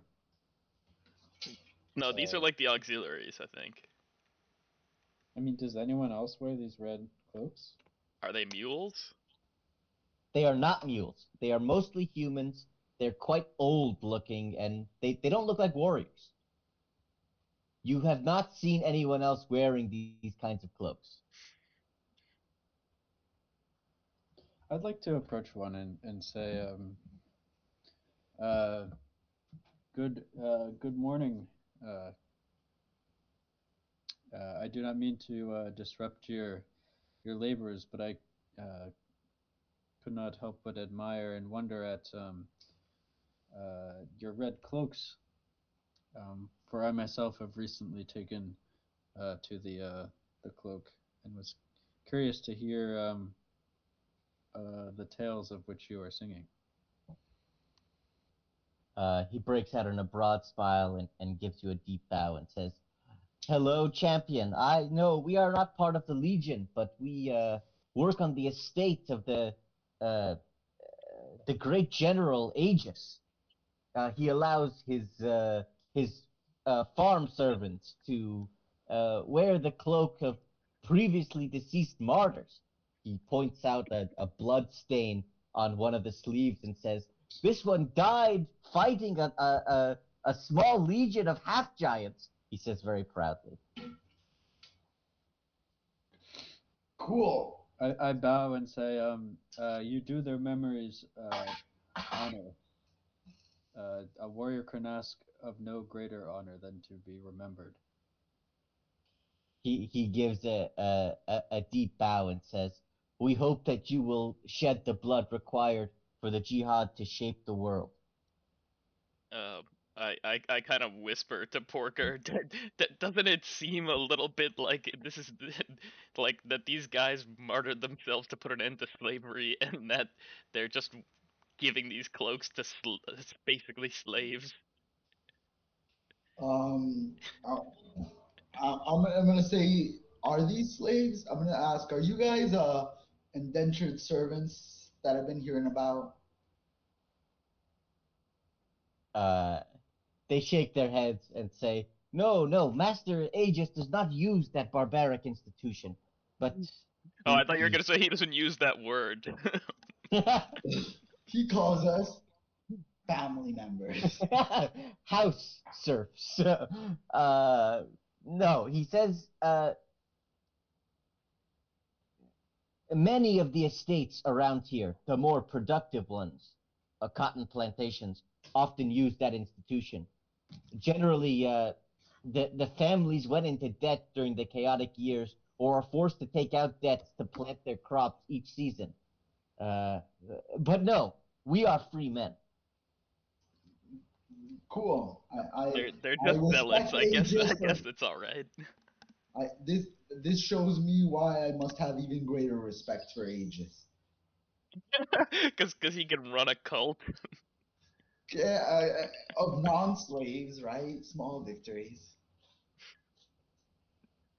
Well, at least they're not Yeah. being marched out to as cannon fodder like these auxiliaries sound like. I don't know if they've ever said anything that implies that. I don't think these are soldiers. I think they're just farmers. No, They no, no, also, exactly. That's what I'm saying. At least they have it better off than those Yeah. guys that The, that the Crimson soldiers Legionnaire said, talked yeah, demuneratively of. I think what the Crimson Legionary said was there were about 10,000 peasants that could be given spears in defense of the city. So maybe these people would be recruited, but they're not like soldiers. Like Yeah, there's not, yeah, they're levies. Yeah. Okay. yeah. I'll say. Well, we will not disrupt your work any further. We have important business with Aegis, which we will hope um, prevent you all from donning more of these cloaks in the near future. Uh, he Though that bows would and be a glorious fate. yeah, he nods and says, "May you find martyrdom, brother." Hmm. Uh, in time, I can ask for nothing more. All right. So you make your way up the hill. There's sort of a small, low wall surrounding the estate, about 5 feet tall, with red cloaks marching along the perimeter. As you approach, one of them says, Halt! What business do you have with the commander of the Crimson Legion?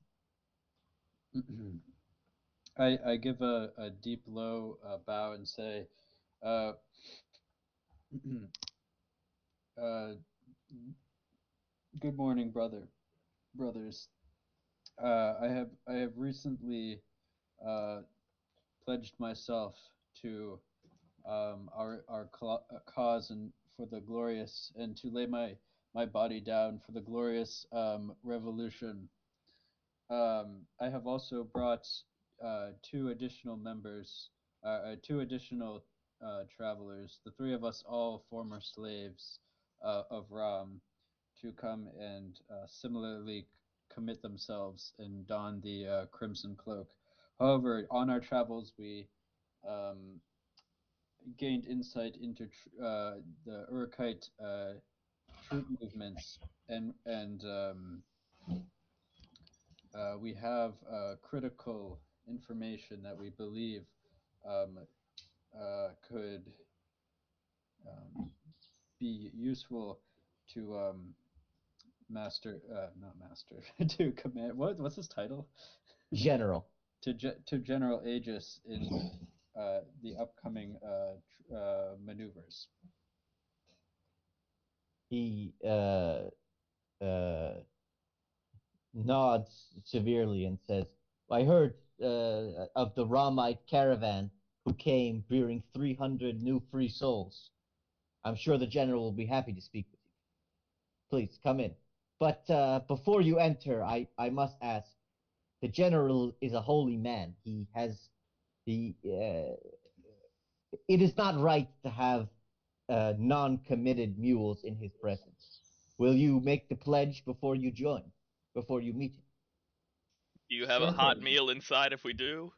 I say, forgive me for my ignorance, but is this the a pledge to the great prophet Rikus, liberator of our people? Yes, to fight in the service of the Crimson Legion, in defense of Tyr, in defense of the vision of the revolution of the Prophet Rikus. Okay, so this is basically what I pledged yesterday, right? Yeah, exactly. Yep. Okay, okay. All right, yeah. I nod to I nod to Sewell and Porker and say, um, it would be an honor if you would join me in the pledge. It would be my pleasure too, my friend.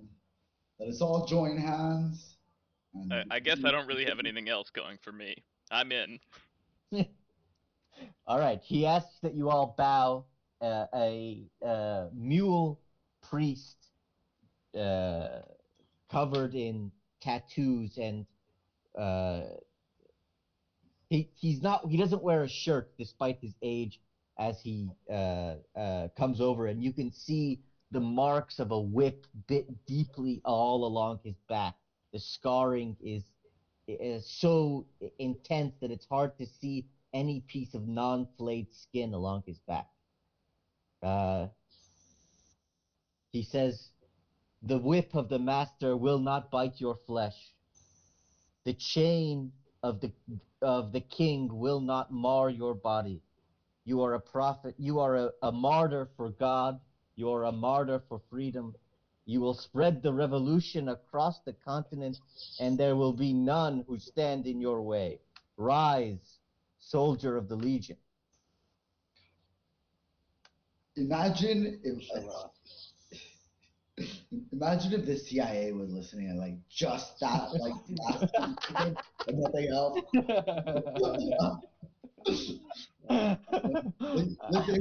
They heard Puya say jihad They're like, all right, let's check in on them.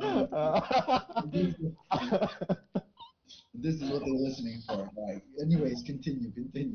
That's it. That's it. He asked you to rise, and first before you asked you to rise, actually, he puts his hand on your shoulder and asks, "Will you pledge your life to the revolution?" I do. And he asks you, Porker, "Will you pledge your life to the revolution?" Gladly. All right, rise, soldiers of the Prophet. Does he put a cloak on us? He puts a turban over your head and a cloak over your shoulders. All right. Now that you have taken the pledge, a small smattering of applause comes up from the audience. The old mule dons his cloak again, covering up his scars, and leaning on a cane, he directs you to follow him as he walks into the estate. All right. You see servants drawing water from uh, a well inside the estate, pouring water into a channel that seems to keep the house cool in some sort of way you don't understand. The water seems to be flowing in these channels along the floor of the house, and the whole home is obviously at least 10 degrees cooler than the sun outside. You keep following him backwards into the house, and the old mule eventually brings you to a large room with a huge wooden table, a man, an old man, a human with a large beard, uh, and a red turban and cloak, is examining a series of scattered maps on the table, muttering to himself as he moves wooden pieces around a board. Uh, he seems to be contemplating something and debating and disagreeing with himself. The old mule knocks on the door and introduces you as uh, freedmen of Ram and newly sworn to the Prophet who have news of Urakite legions. He gives a bow and walks out the door, and the general looks at you expectantly. I'll give a bow. Hail, Riketh!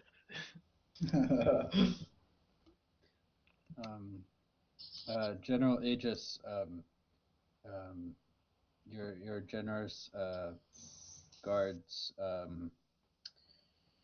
speak the truth. We have come from Ram with a caravan of 300 freed slaves, ready to pledge. The three of us have pledged our life to the Legion and to the defense of Tyr and to the will of the great prophet. During our travels, we encountered what we believe to be a portion of the Urakite army moving not far from the city. We have also heard tell from the other legionaries in the tavern that that there are impending troop movements. Um, we would be eager to lay ourselves down and prove our mettle for the Legion. However, we are also concerned that given the numbers that we've seen and the numbers of our own legionaries, that a pitched battle across multiple fronts um, uh, taking place before the guidance of the great prophet returns could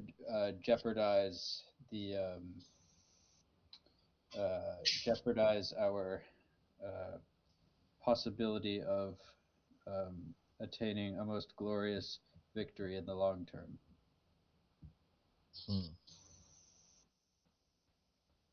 His eyes are uh, betray a surprise at the amount of knowledge you know, and he asks, "How long have you been in the city? When did you arrive?" But a matter of days ago. How many days I has it think been? Like one two? day Two? ago. Yeah, One? you arrived yet. It was yesterday. Yeah, you Yeah. got here yesterday. Yeah, yesterday. That was a quick 2 days. Oh my God, 2 days. Oh my God. He says you have gathered much in your time and have sworn yourself to the Legion already. Did you come to Tyr in search of the Free City's prophetic arm? I must confess that this was in my thoughts for long before the opportunity arose for us to escape. Um, However, each comes to faith in his own way, and I do not know if this was my. I cannot speak for whether this was my comrade's mission. Um, as freed slaves, there were not many other places to turn in this world. We have great faith in our friend, and he seems to have great faith in this institution, and that was more than enough for me. There seem to be much more glorious battles to be won here than in a druid's recluse. Yeah. Plus, I look forward to killing some slavers. Always a positive outcome. We Yes. do love that. You must understand that in Ram, there is no knowledge of this great legion, just the whisperings of Rikus, many of which are dismissed by most as mere fairy tales and children's stories. To have the possibility of meeting the prophet in the flesh in the near future is um, beyond what I could have ever hoped for in life. We all pray the prophet will return soon. We have word of his arrival soon, but we have heard whispers that came of nothing before. Hopefully he shall arrive. But your commentary is incisive. Our numbers are small. We may defeat even a doubly large foe in the field, I believe, because our cause is just and they fight purely out of fear for the lash. But we have taken the quarry, the obsidian quarry, in the last 2 months, and the flow of obsidian will soon bring significant coin into our coffers and may allow us to rebalance power, become the single most powerful city in the plane.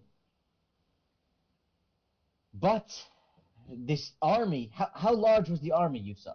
5,000. What? We No, saw no, 20,000. we No, no. saw but 5,000 of what we know to be a legion of 20,000. Oh, I see. So No, no. we There's witnessed. 20,000 total troops that Uruk has. You Look, the saw 5,000. Oh, okay. All right, never mind. Yes. Gu- Rewind. guys, Sure, Was that that sounds a lot more manageable. guys, the Yes. call is about to end. We Okay. should start again. All right. Sorry, I got All it. right. All right.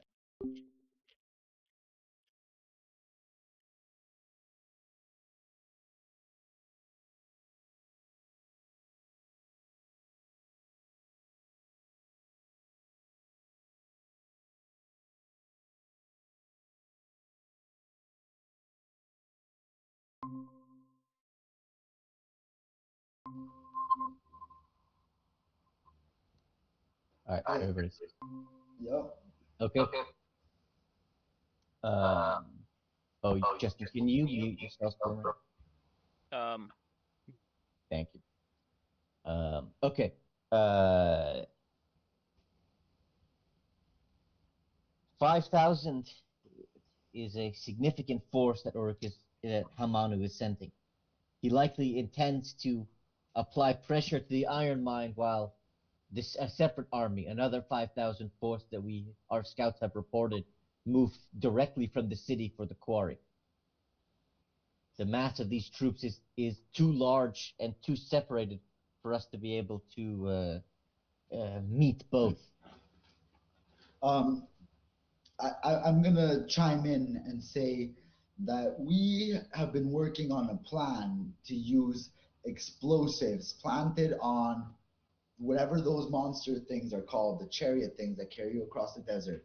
Sorry, I've only ridden in them one time, so forgive me if I don't know the name, sir. the Melchiot That thing. I'm gonna point to Tirkitik. or Mechliot, whatever it is? yeah, What's your name? Meki lot here.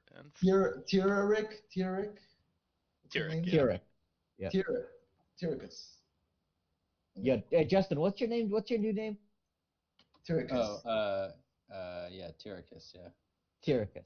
Yeah, I'm gonna point to Tyricus and say that thing. We plan to use the Melchiots to create an explosion. Um, the what?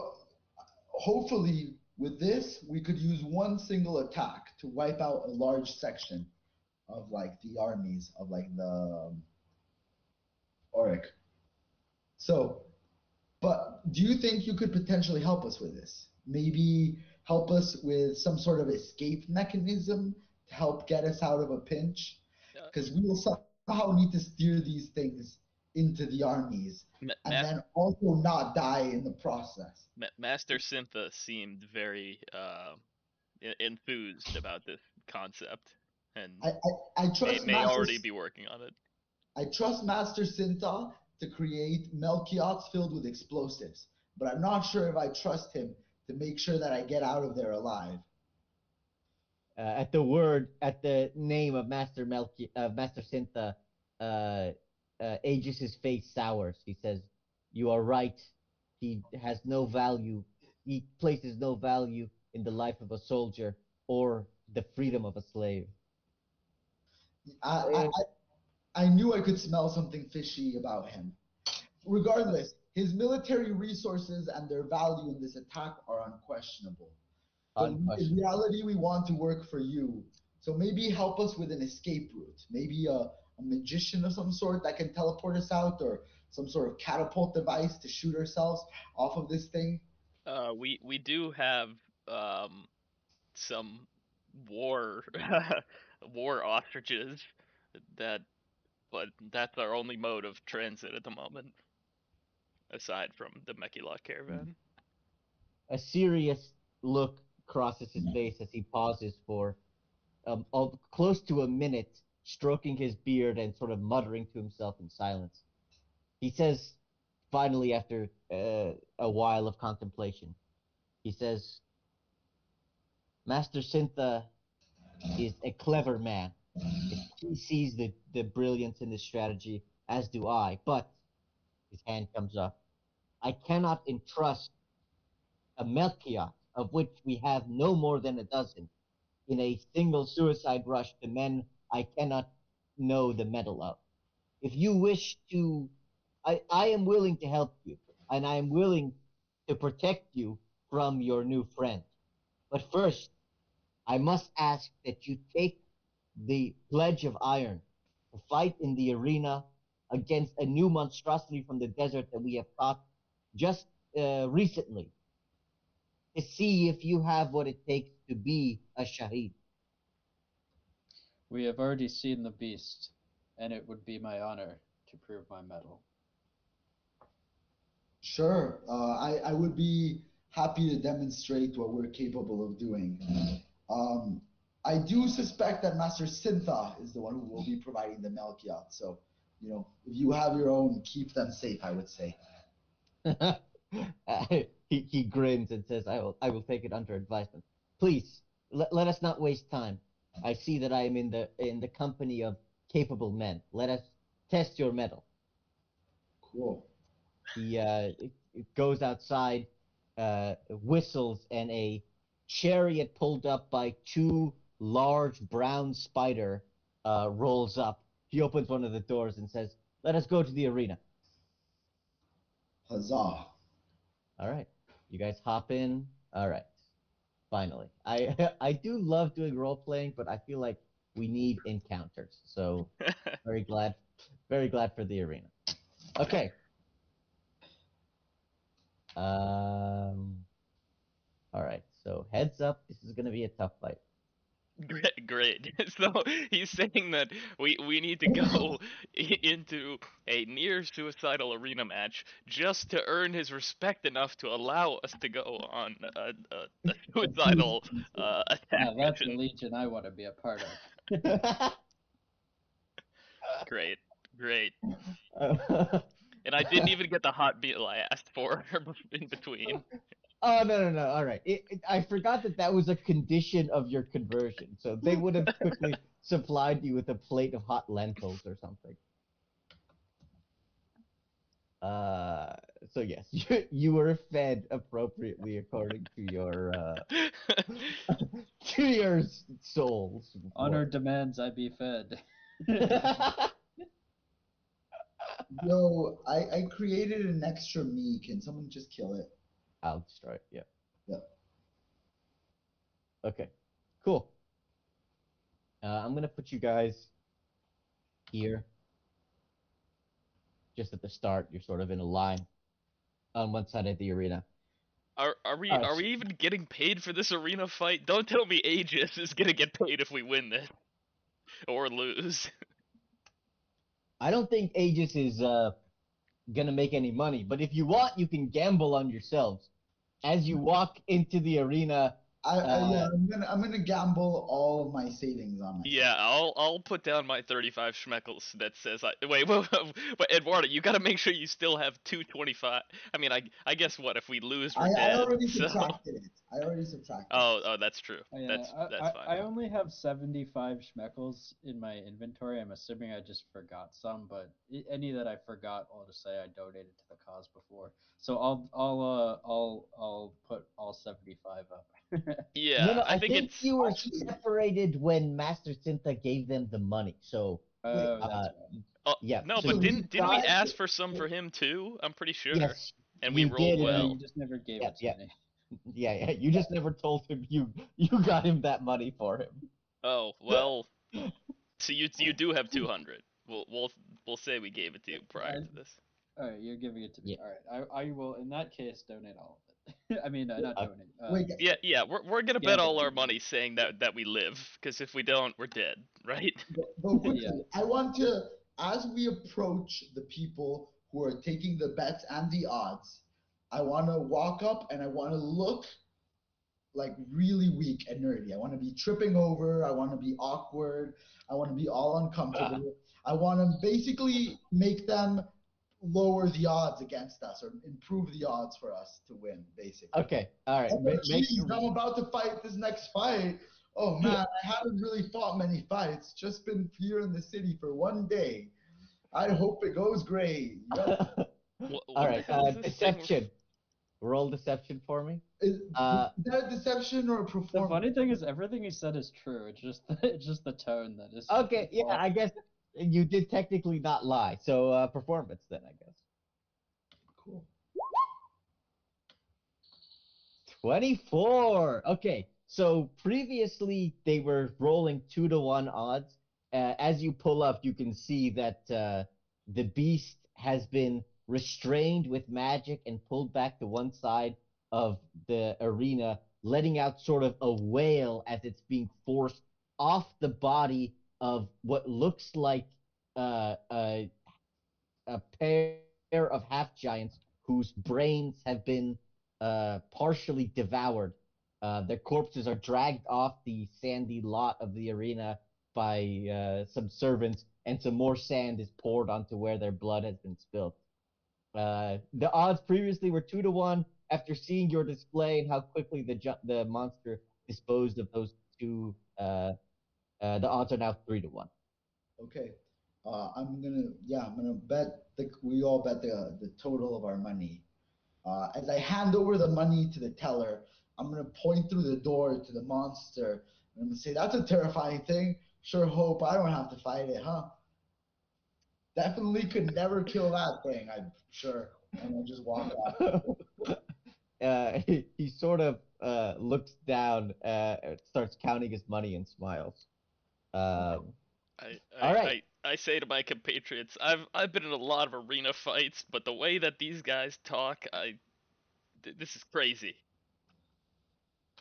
I think I Okay. would have just given my money to Porker to bet on my behalf, if that's okay. Yeah, we all bet it together, or I bet it on everyone's behalf. Regardless, we all bet everything, I think. Yeah, we bet the All farm. right. All right. So how much is being put up by you guys? 35 from me, 275 from Justin, Yeah. and however much Eduardo has less. 154. 154. Okay. Excellent. All right. So you are led down into a basement area. A bunch of gladiators slap you on the back and say, "Good luck out there. Hopefully you tire it out, huh?" A laugh breaks out across the barracks, the sub-basement barracks, as you are led up through a trapdoor at the arena. You hear the announcer's voice car out and says, "The twin half giants from the Ringing Mountains, Jorn and Bjorn. We won't be seeing any more of them, I don't think." But seriously, folks, He I'm says casting we. aid on the three of us as we're walking up. Excellent. So wait, what does that do? +5. It increases your hit point maximum by 5 for 8 Nice. hours. Cool. Cool. So we have 5 higher hit points. That's dope. Thank you. Yeah. Yeah. And it's your Awesome. hit point max, so if you go below it, you can heal back up to 35, as opposed to like temporary hit points, which you can't heal back. That's extra cool. Okay, that's awesome. Is that concentration? Nope. No, it's just a thing. That's a great spell. Yeah. Does it? Oh, and it It's also definitely a good gets spell. higher and higher the more higher. Okay. Yeah, Cool. I mean, it's definitely better if you have a party of like 5 or 6 people, but well, wait, no, it's only 3. Never mind. So it's actually Yeah. perfect for our size. Never mind. Perfect. Yeah. Okay. All right. The announcer says, "Here we have a new beast from the desert. Every few decades, a new horrible creature arises from the depths of the wastes of the sandy, barren wastes, and this has been no exception. In this, the decade of Tears Freedom, we have the Gage." A sort of boo breaks out from the audience as they hiss and throw little ceramic things at the pulpy mass spider thing. I'm actually going to blow it up just so you can kind of see it a little bit better because it's kind of a cool looking monster. Jeez. Can I try to do like a nature check or something to see like what kind of a creature this is? Yes, absolutely.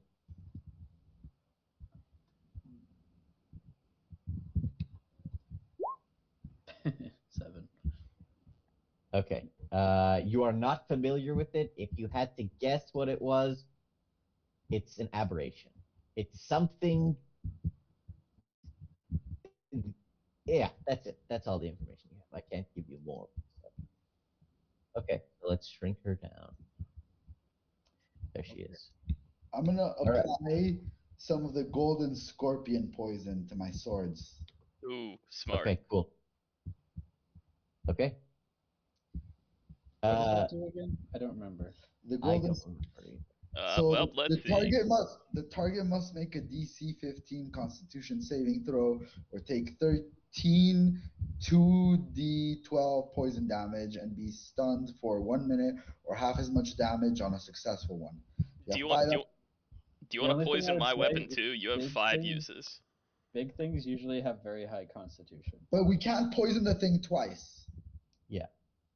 Yeah. It's gonna roll once to see how it resists the poison. It's not gonna count each attack or multiple. Yeah, it specifically says it here. Let me roll it. Wait, but Each does the poison have multiple uses? Each application Each can be of you has used on 5 5 uses. different opponents. Damage from this poison does not stack. So yeah, I can use it once on each opponent, but I can stab 5 people. So I don't know if I should use it, to be honest. Yeah, I feel like this is a bad application because it's gonna probably have a high con save, and you're only There's like only you're not one. getting the benefit of fighting multiple people. Yeah, all right. I won't apply it. I think you're right. Okay. Cool. Okay, well, All right.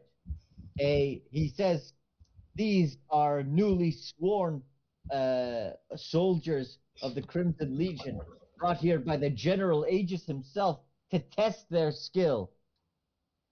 Let us see if they are warriors or merely deluded fools. A bell rings out. The chains around the Gaja's neck seem to disappear as it rears up on its hind legs, lets out a horrible reverberating sound that echoes in your mind. And the fight begins. All right, everybody roll initiative. Let's see what we got. oh boy.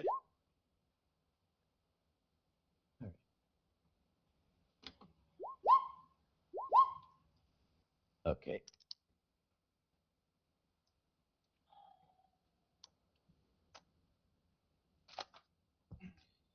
How much total health do you have now, Eduardo? 36. That's including the +5 Justin gave us? That is, yes. Okay. All right, I'm going to pee. Justin, you are up first. Think about what you want to do. I'll be back in a minute. That's a bad sign when me with -2 dex is up first. Uh, I rolled in a 3, so Alright, he's pretty far away, huh? Alright, yeah, I mean, first round, I'm just gonna. Do you think I should cast Bless? Do you think that's the most efficient use of my concentration spell? uh, I mean, So bless is I always can either good. cast Bless, which will increase, our saving throws and our chance to hit, or I can cast Divine Favor, which will increase the damage I put out, but only for melee attacks. So that's probably not worth it yet. Um, or I can do like Shield of Faith if we want to just have one person that's taking all the hits. I can just try to buff them. Maybe that if I'm just gonna run up and keep it from getting into melee with you guys, but I don't know. Can you do a? Are you both good at range damage? I don't. I'm not very. I can do I can do Guiding Bolt, so I can put out some range damage. I definitely have higher damage per second if I'm per round rather if I'm in melee, but Yo, I have, maybe before I can speak. I can speak with. I can do beast speak. Like I can speak with animals as a ritual, but fuck, that's too long. No. I can use my psionic whisper if we want to talk to it, because it includes all languages, right? No, It's but yeah, but it might does it not work speak for a a language. creature though? I don't think it. well, I don't know. Maybe yeah, it counts as a creature, maybe not. I mean, you could probably ask Puya if you could have been preparing it, on the way up, but I don't know. All right, I am here. What's up? So yeah, I have a bow, by the way, Yud, and my bow, I have good dex. So can I use my psionic whisper to communicate with this creature? No, a creature can't use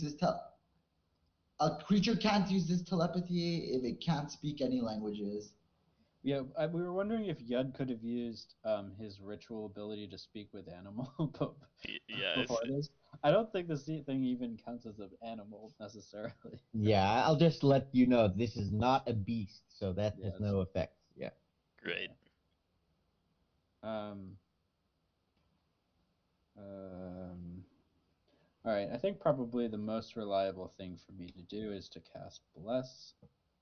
So that is what I will do. I'll cast Bless on the three of us. Nice. And then I will move to um,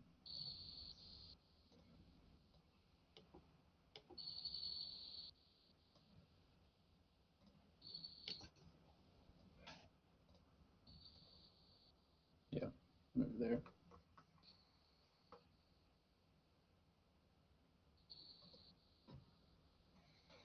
That's my turn.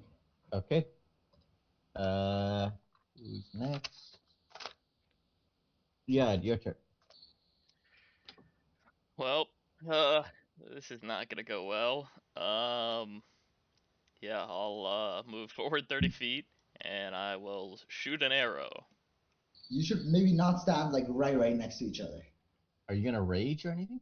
Um, after I shoot the arrow as a bonus action, rage doesn't do anything for Oh, it doesn't do anything for range attacks. yeah, Okay. right. I didn't know that. Yeah. It's only for strength-based stuff. Is that the way it works? It's only for melee. Didn't Oh. you used to play a barbarian, Puya? Yeah, that was years ago. I don't remember the specific rules of rage that well. All right. Yeah. I just remember it because I remember it worked for javelin. That's a ranged weapon. But I guess it's a strength. I think we just played the rules wrong.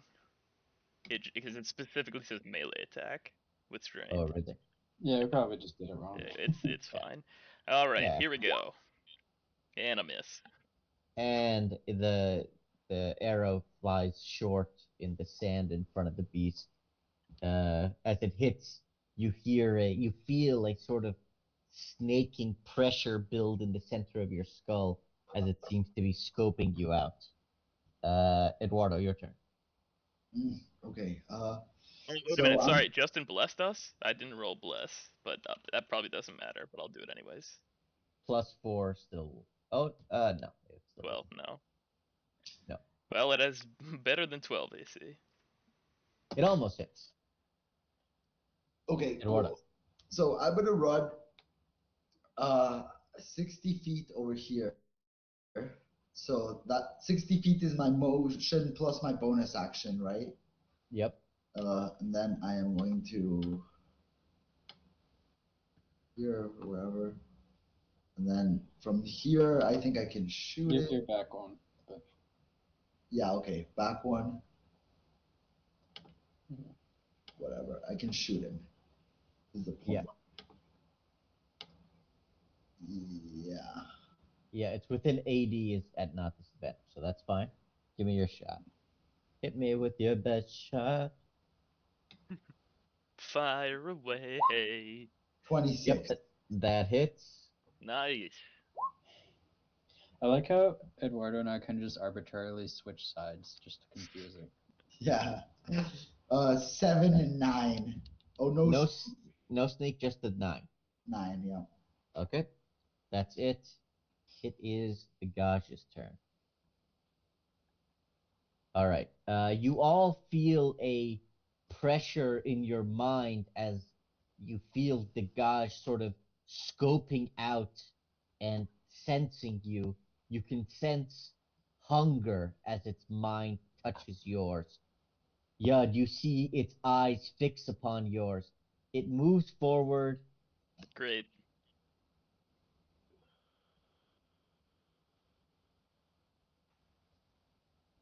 Well, actually, no, it wouldn't focus on you. Even though you were the first one to shoot at it, you were not the one who heard it.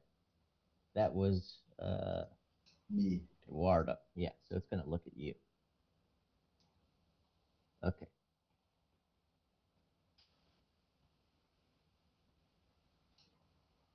Okay. And it is going to attack you with its mind. Eduardo, I need you to roll a intelligence saving throw. God save us all. God help us all. Remember bless. 12. Oh, that is a fail, but you have blessed. Okay. 14. Oh my God, you barely resisted. God, Okay. I thought we were going to say failed for a Bless second. is already good. Okay. Cool. Okay. Okay. So you feel the mind of the Gaj overwhelm yours for a moment as you feel doubt overwhelm you. You feel suspicion of your friends overwhelm you, and you briefly feel the urge to run and stab them in the backs, but you resist it. You take only 7 psychic damage as the ego whip is resisted. The god lets out an exasperated moan, and you hear it whisper in your mind, "Your psyche will make a delicious meal." Okay, Justin, your turn. All right. How far am I? 45. Okay. I will. I'll quickly turn to Sewell. Are you going to run up next to it? Pretty much. All right. Yeah, I think that would be the best. I will move as close as I can with one move. Sorry, and then let's see. Um, oh, I have Sacred Flame now. I'll do that. So it makes a DC 14 Dexterity saving throw. Okay, what is its dex? All right, fails. All right, 4 radiant damage. Nice. All right, yeah, your turn. All right. Wait, this thing cast a spell on me. It's a spellcaster, right? I think it's more of an effect than a spell. But, It's like a psychic monster, so it used its psychic monstrous powers to attack you. So All right, the I'm gonna take another shot at it because I need to attack, and Was it magic? so no mage I slayer. will try the javelin this time. No Mage Slayer. No, this is not a mage. Well, let me read the description of Mage Slayer. I'll post it. Hey, I rolled well. 19 hits, or yeah. Hold on, sorry, I'm just trying to read Mage Slayer. See, yes, 19 hits. Yeah. 7 piercing. Cool. When a creature within casts a spell. You know what? I think for the purposes of consistency, I have been calling psychic shit magic, so we will continue to call psychic magic. Yay. Yeah, that seems fine to me.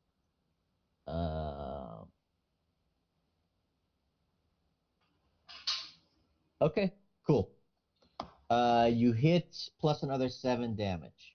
Yeah, your spear barely misses the pulpy white mass of the head and hits below the shell in the abdomen. You hear a wail pass through your mind as the tentacles reach forward and seem to try to taste you.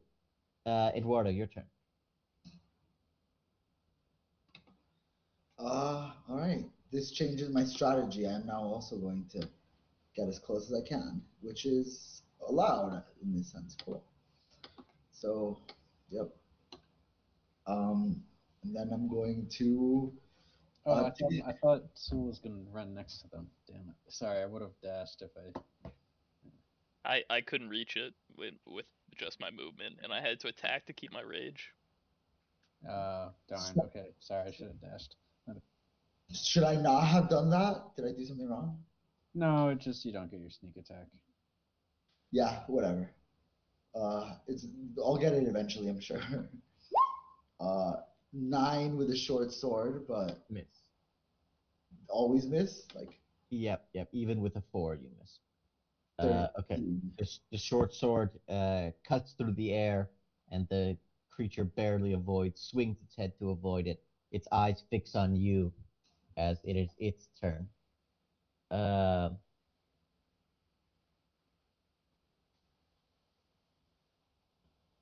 all right. It reaches up with one of the tentacles that hover around the pulpy head and strikes at you once. Oh, that's gonna hit. Uh, Okay. it's a 19 plus 7, 26. Um, Yeah. all right. Okay. The tentacle slaps around you and wraps around your head. You feel a pulse travel through your mind as you get uh, you lose 4 intelligence as the Well, pressure, the psychic pressure from the gauge significantly dumbs you down. let's hope that's not Uh, permanent. 3 uh, intelligence, right? it's 3 plus 1. Okay, 3 plus 1, 4. 4. Yeah, Yep. yeah.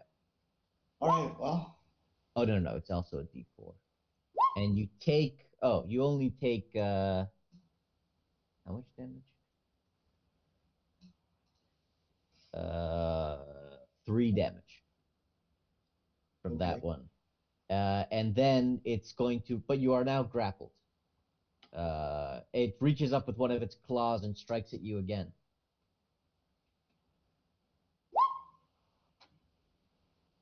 Armor class 16. It's 20. It's plus 6. Yeah. Uh, Plus, well, yeah. Whatever. and it's So how much damage did he take total? the first one was only 3. yep, and the second one, however, is a much bigger hit. Is 13. So 16 damage you just took. 16 damage total. Yep. Okay. Jeez, you're down to 13 hit Yep. points. You still got 18 vitality, but fuck. But yeah, hopefully after this, I can. Oh, but that's the problem. I guess you have to stay in melee for the mage Yep. player. Shit. Well, maybe I can do some damage to it, distract it a bit. Shout Okay. some salt Justin, or your turn. something. All right, I will hit this thing with my weapon, and I will healing word. Actually, how are you doing, Eduardo? I think he needs it. He's down to 13. Oh shit. I think. And your intelligence was reduced? Yes. Yeah, by 4. By 4? So what's it at now?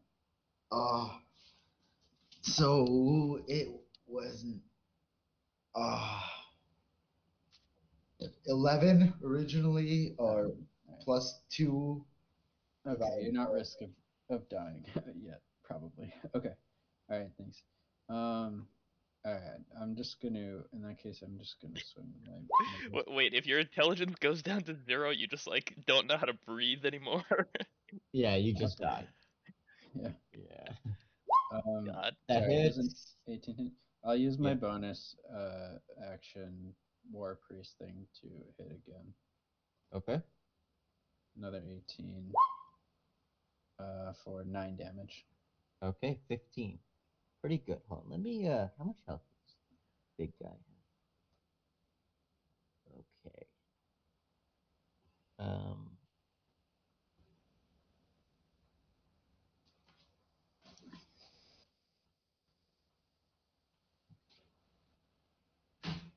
Okay. A couple of big hits. You see its shell is starting to crack in places, and it's starting to bleed a sort of purplish Icarus thick blood. But it is not that close to dying. Yeah, your turn. Alright, well, I'm gonna close with it, but I'll go on to a different side than you guys, I guess. And yeah, I'm gonna swing with my great axe. Okay. Should I mean, yeah, I guess I should do um reckless attack because it's still kind of focusing on Eduardo, unfortunately. What do you think? Doing so gives you advantage on the attack roll. Well, no, I have bless though, and I have +7. I think it's okay to just roll for it.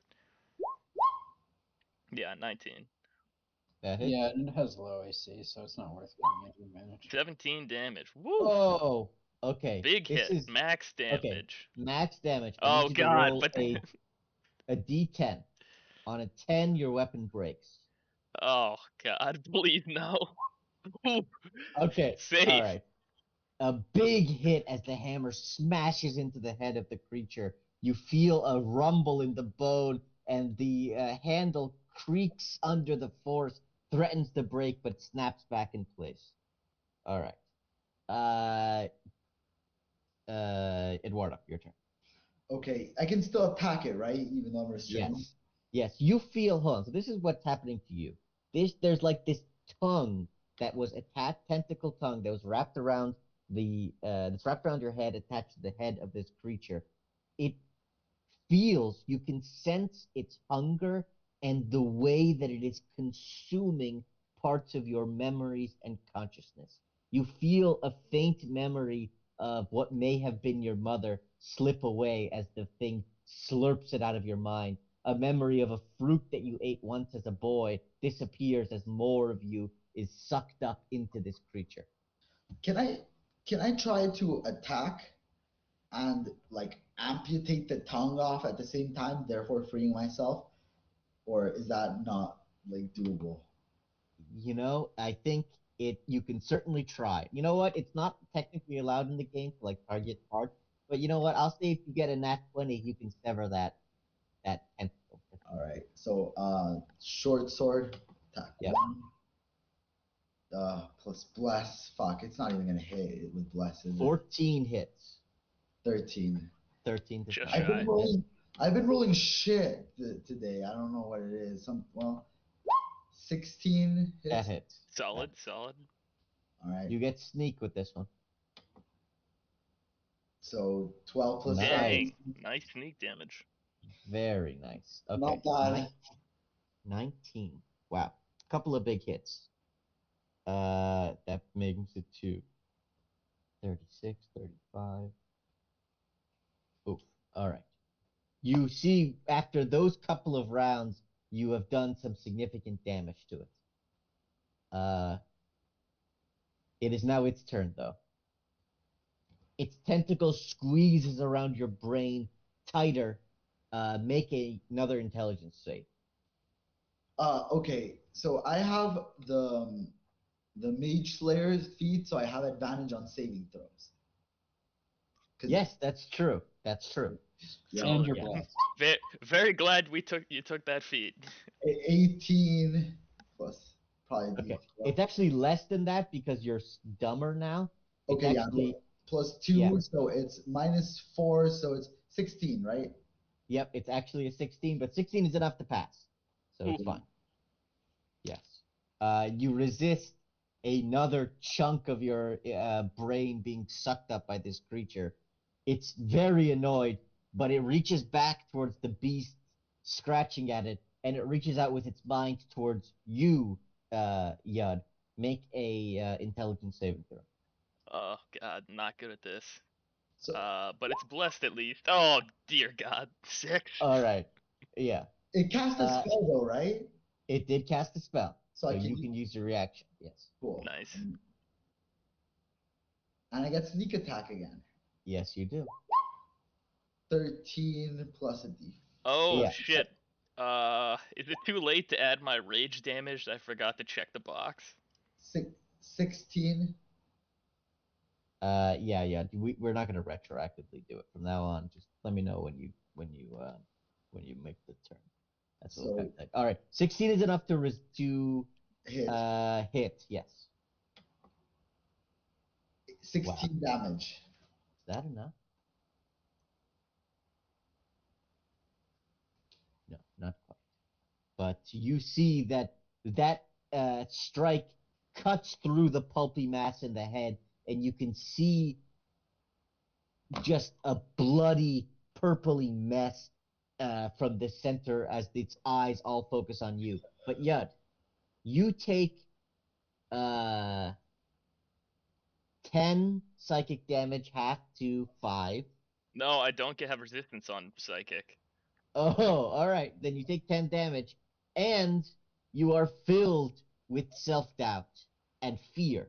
You feel all of a sudden that the Gaj might be your only real friend in the world. That you should either run away and hide or attempt to protect it.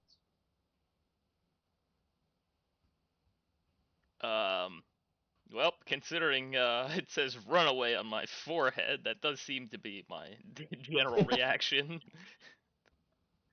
Okay. All right. So that's your state of mind. Justin, it is your turn. You see that this thing is wobbly. All right. I will attack it.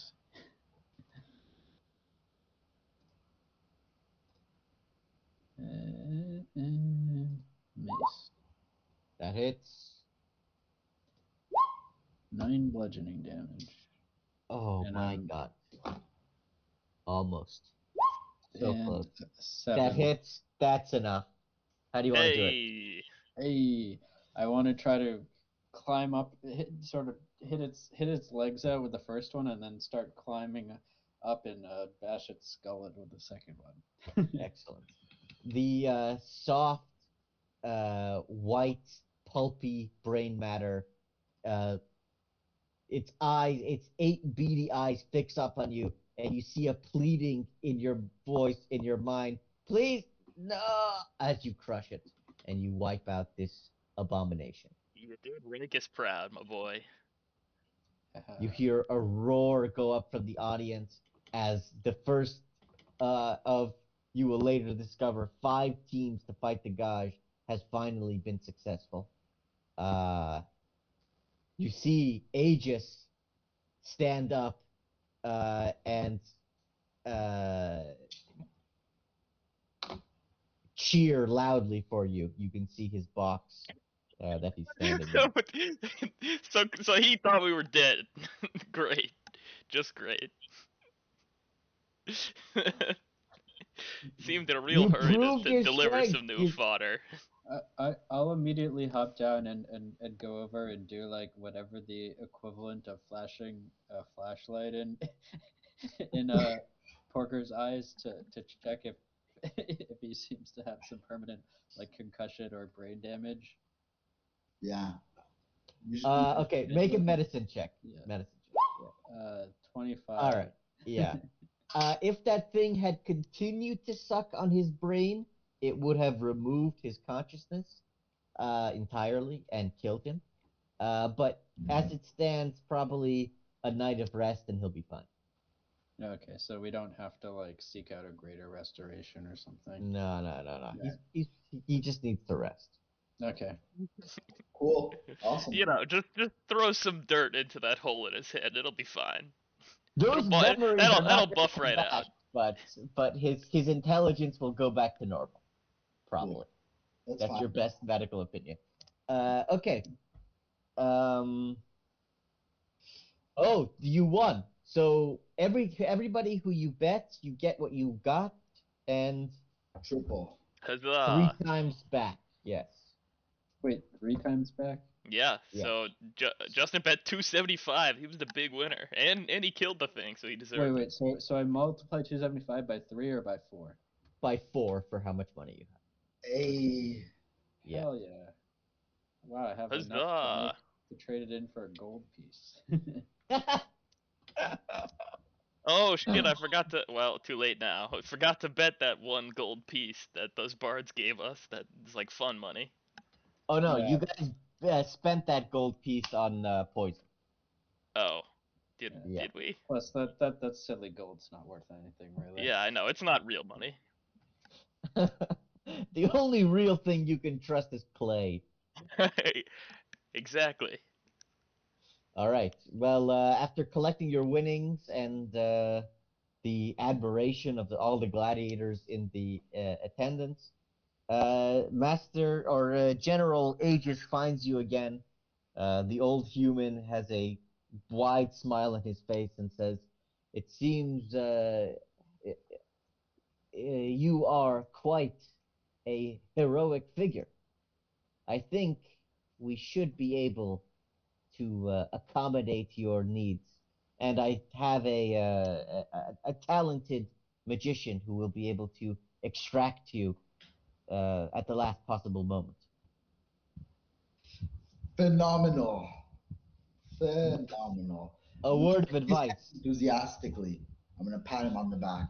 I look a little concerned and say, uh, by what means do your mages draw their power? For at least where we have come from, we have only seen most magics that are not um, channeled from Rikus's eminence himself um, have a disturbing effect on the nature around them and the balance of the world. At the mention of from magic from Rikus himself, he seems sort of taken aback and asks, "Are you a cleric, my son?" uh, yes, well, I think so. This has been an intuition that I've had. I was naturally prone um, to the healing magics, and though for many years I disguised my faith to be that of the deity of Ram, Badna, I have known deep down that um, my connection is coming from the power that Rikus has imbued in his chosen people. He's That is taken to aback. say that while I have never been called that before, the title feels right. The chosen of Rikus are few and far between. If you indeed draw divine magic from your prayer, well, it seems the prophet must meet with you. I will bow, and then, as proof of my words, I will cast Cure Wounds on Porker. All right. Thank you. He, after that brief sort of fawning and shock at your clerical magic, he tells you that that there are two main kinds of magic in this world. That there is the way, a form of psychic practice and mastery of one's own mind, which draws power from a source the practitioners call. Midichlorians. Yes, no, that's what it's gonna be. Oh God. No, please no. God no. An unknown internal energy source that the practitioners called midichlorians. Uh, it is the nexus of spiritual, mental, and physical power, which God. Google is. has midichlorians in their dictionary. Fuck. Wait, what's the what's the You've gone dictionary too far. definition of Come to where we midichlorians? stand. Define midichlorians. No, they don't. Well, it just auto corrected it to it, but I'll see. Define midichlorians. Did it autocorrect? Midichlorians were, past tense were, intelligent microscopic life forms that lived symbiotically inside the cells of all living things. When present in sufficient numbers, they could allow their host to detect the pervasive energy field known as the Force. Habitat cells of living organisms. Average length, microscopic. I like how in the first, Thank you, George the Lucas. original movies, they were basically like, yeah, the Force is like about spirituality and self-reckoning, and then they're like, actually, nah, science, bitch, it's a symbiotic microorganism. Not only is it a microorganism, your ability to deal with it is a purely genetic matter. Yeah. It's got nothing to do with faith. It's just how much of this germ do you have inside of you? And that Alright. if you take the sequel trilogy into it, it's literally like, yes, this mad scientist just birthed this kid that had a lot of it through some sick twisted engineering. It has nothing to do with belief in oneself. Alright. Then no midichlorians then. No, we're That's keeping not. them in. Yeah. You can't retcon that, Puya. If I can't get Alright, my fine. rage damage back. Okay, fine. The way. Alright. The way is psychic, derived from one's midichlorians. No one knows what that is, and I am absolutely saying that it's not the same as the Star Wars thing. It's just what they call it. They just call it midichlorians. It was a transcriptional error by some old monk. Nobody even knows what that word means. It has no etymological basis. Exactly. Separately, there is arcane magic. Now, arcane magic uh, always derives its power from the life around it. It is not natural in this world, and its creator designed it to be a great and harmful thing. However, it is possible to use it in such a low quantity, at such a low flow, that you do not harm or make barren the land and the plant life and the animal life around you. Those practitioners of these arcane arts are called preservers, in contrast to the sick defilers who you are, I am sure, familiar with.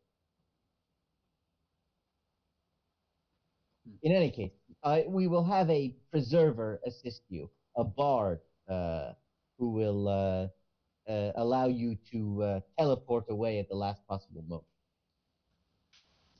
Phenomenal. With this, we will be able to do great damage to the army at a low cost of lives, and it'll probably look pretty cool. Yes, the rest of the legion will be marching north to defend the quarry from the other 5,000 that Hamanu is sending. So we're gonna try to harry the Iron Mine attacking army, right? Yep, that's basically how it is. There's 10,000 troops, 5,000 marching for the quarry, another 5,000 marching for the iron mine. Their plan, he explains as you travel back to his estate in his carriage, uh, is to try to smash the 5,000 army in the field as quickly as possible and then turn around and defend the iron mine. Cool. And hopefully Good old you fashioned Schleifen plan. What could go wrong?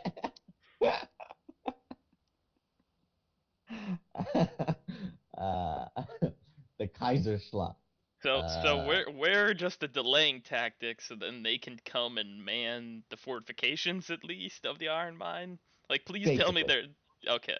Yeah. Yeah, that's the plan.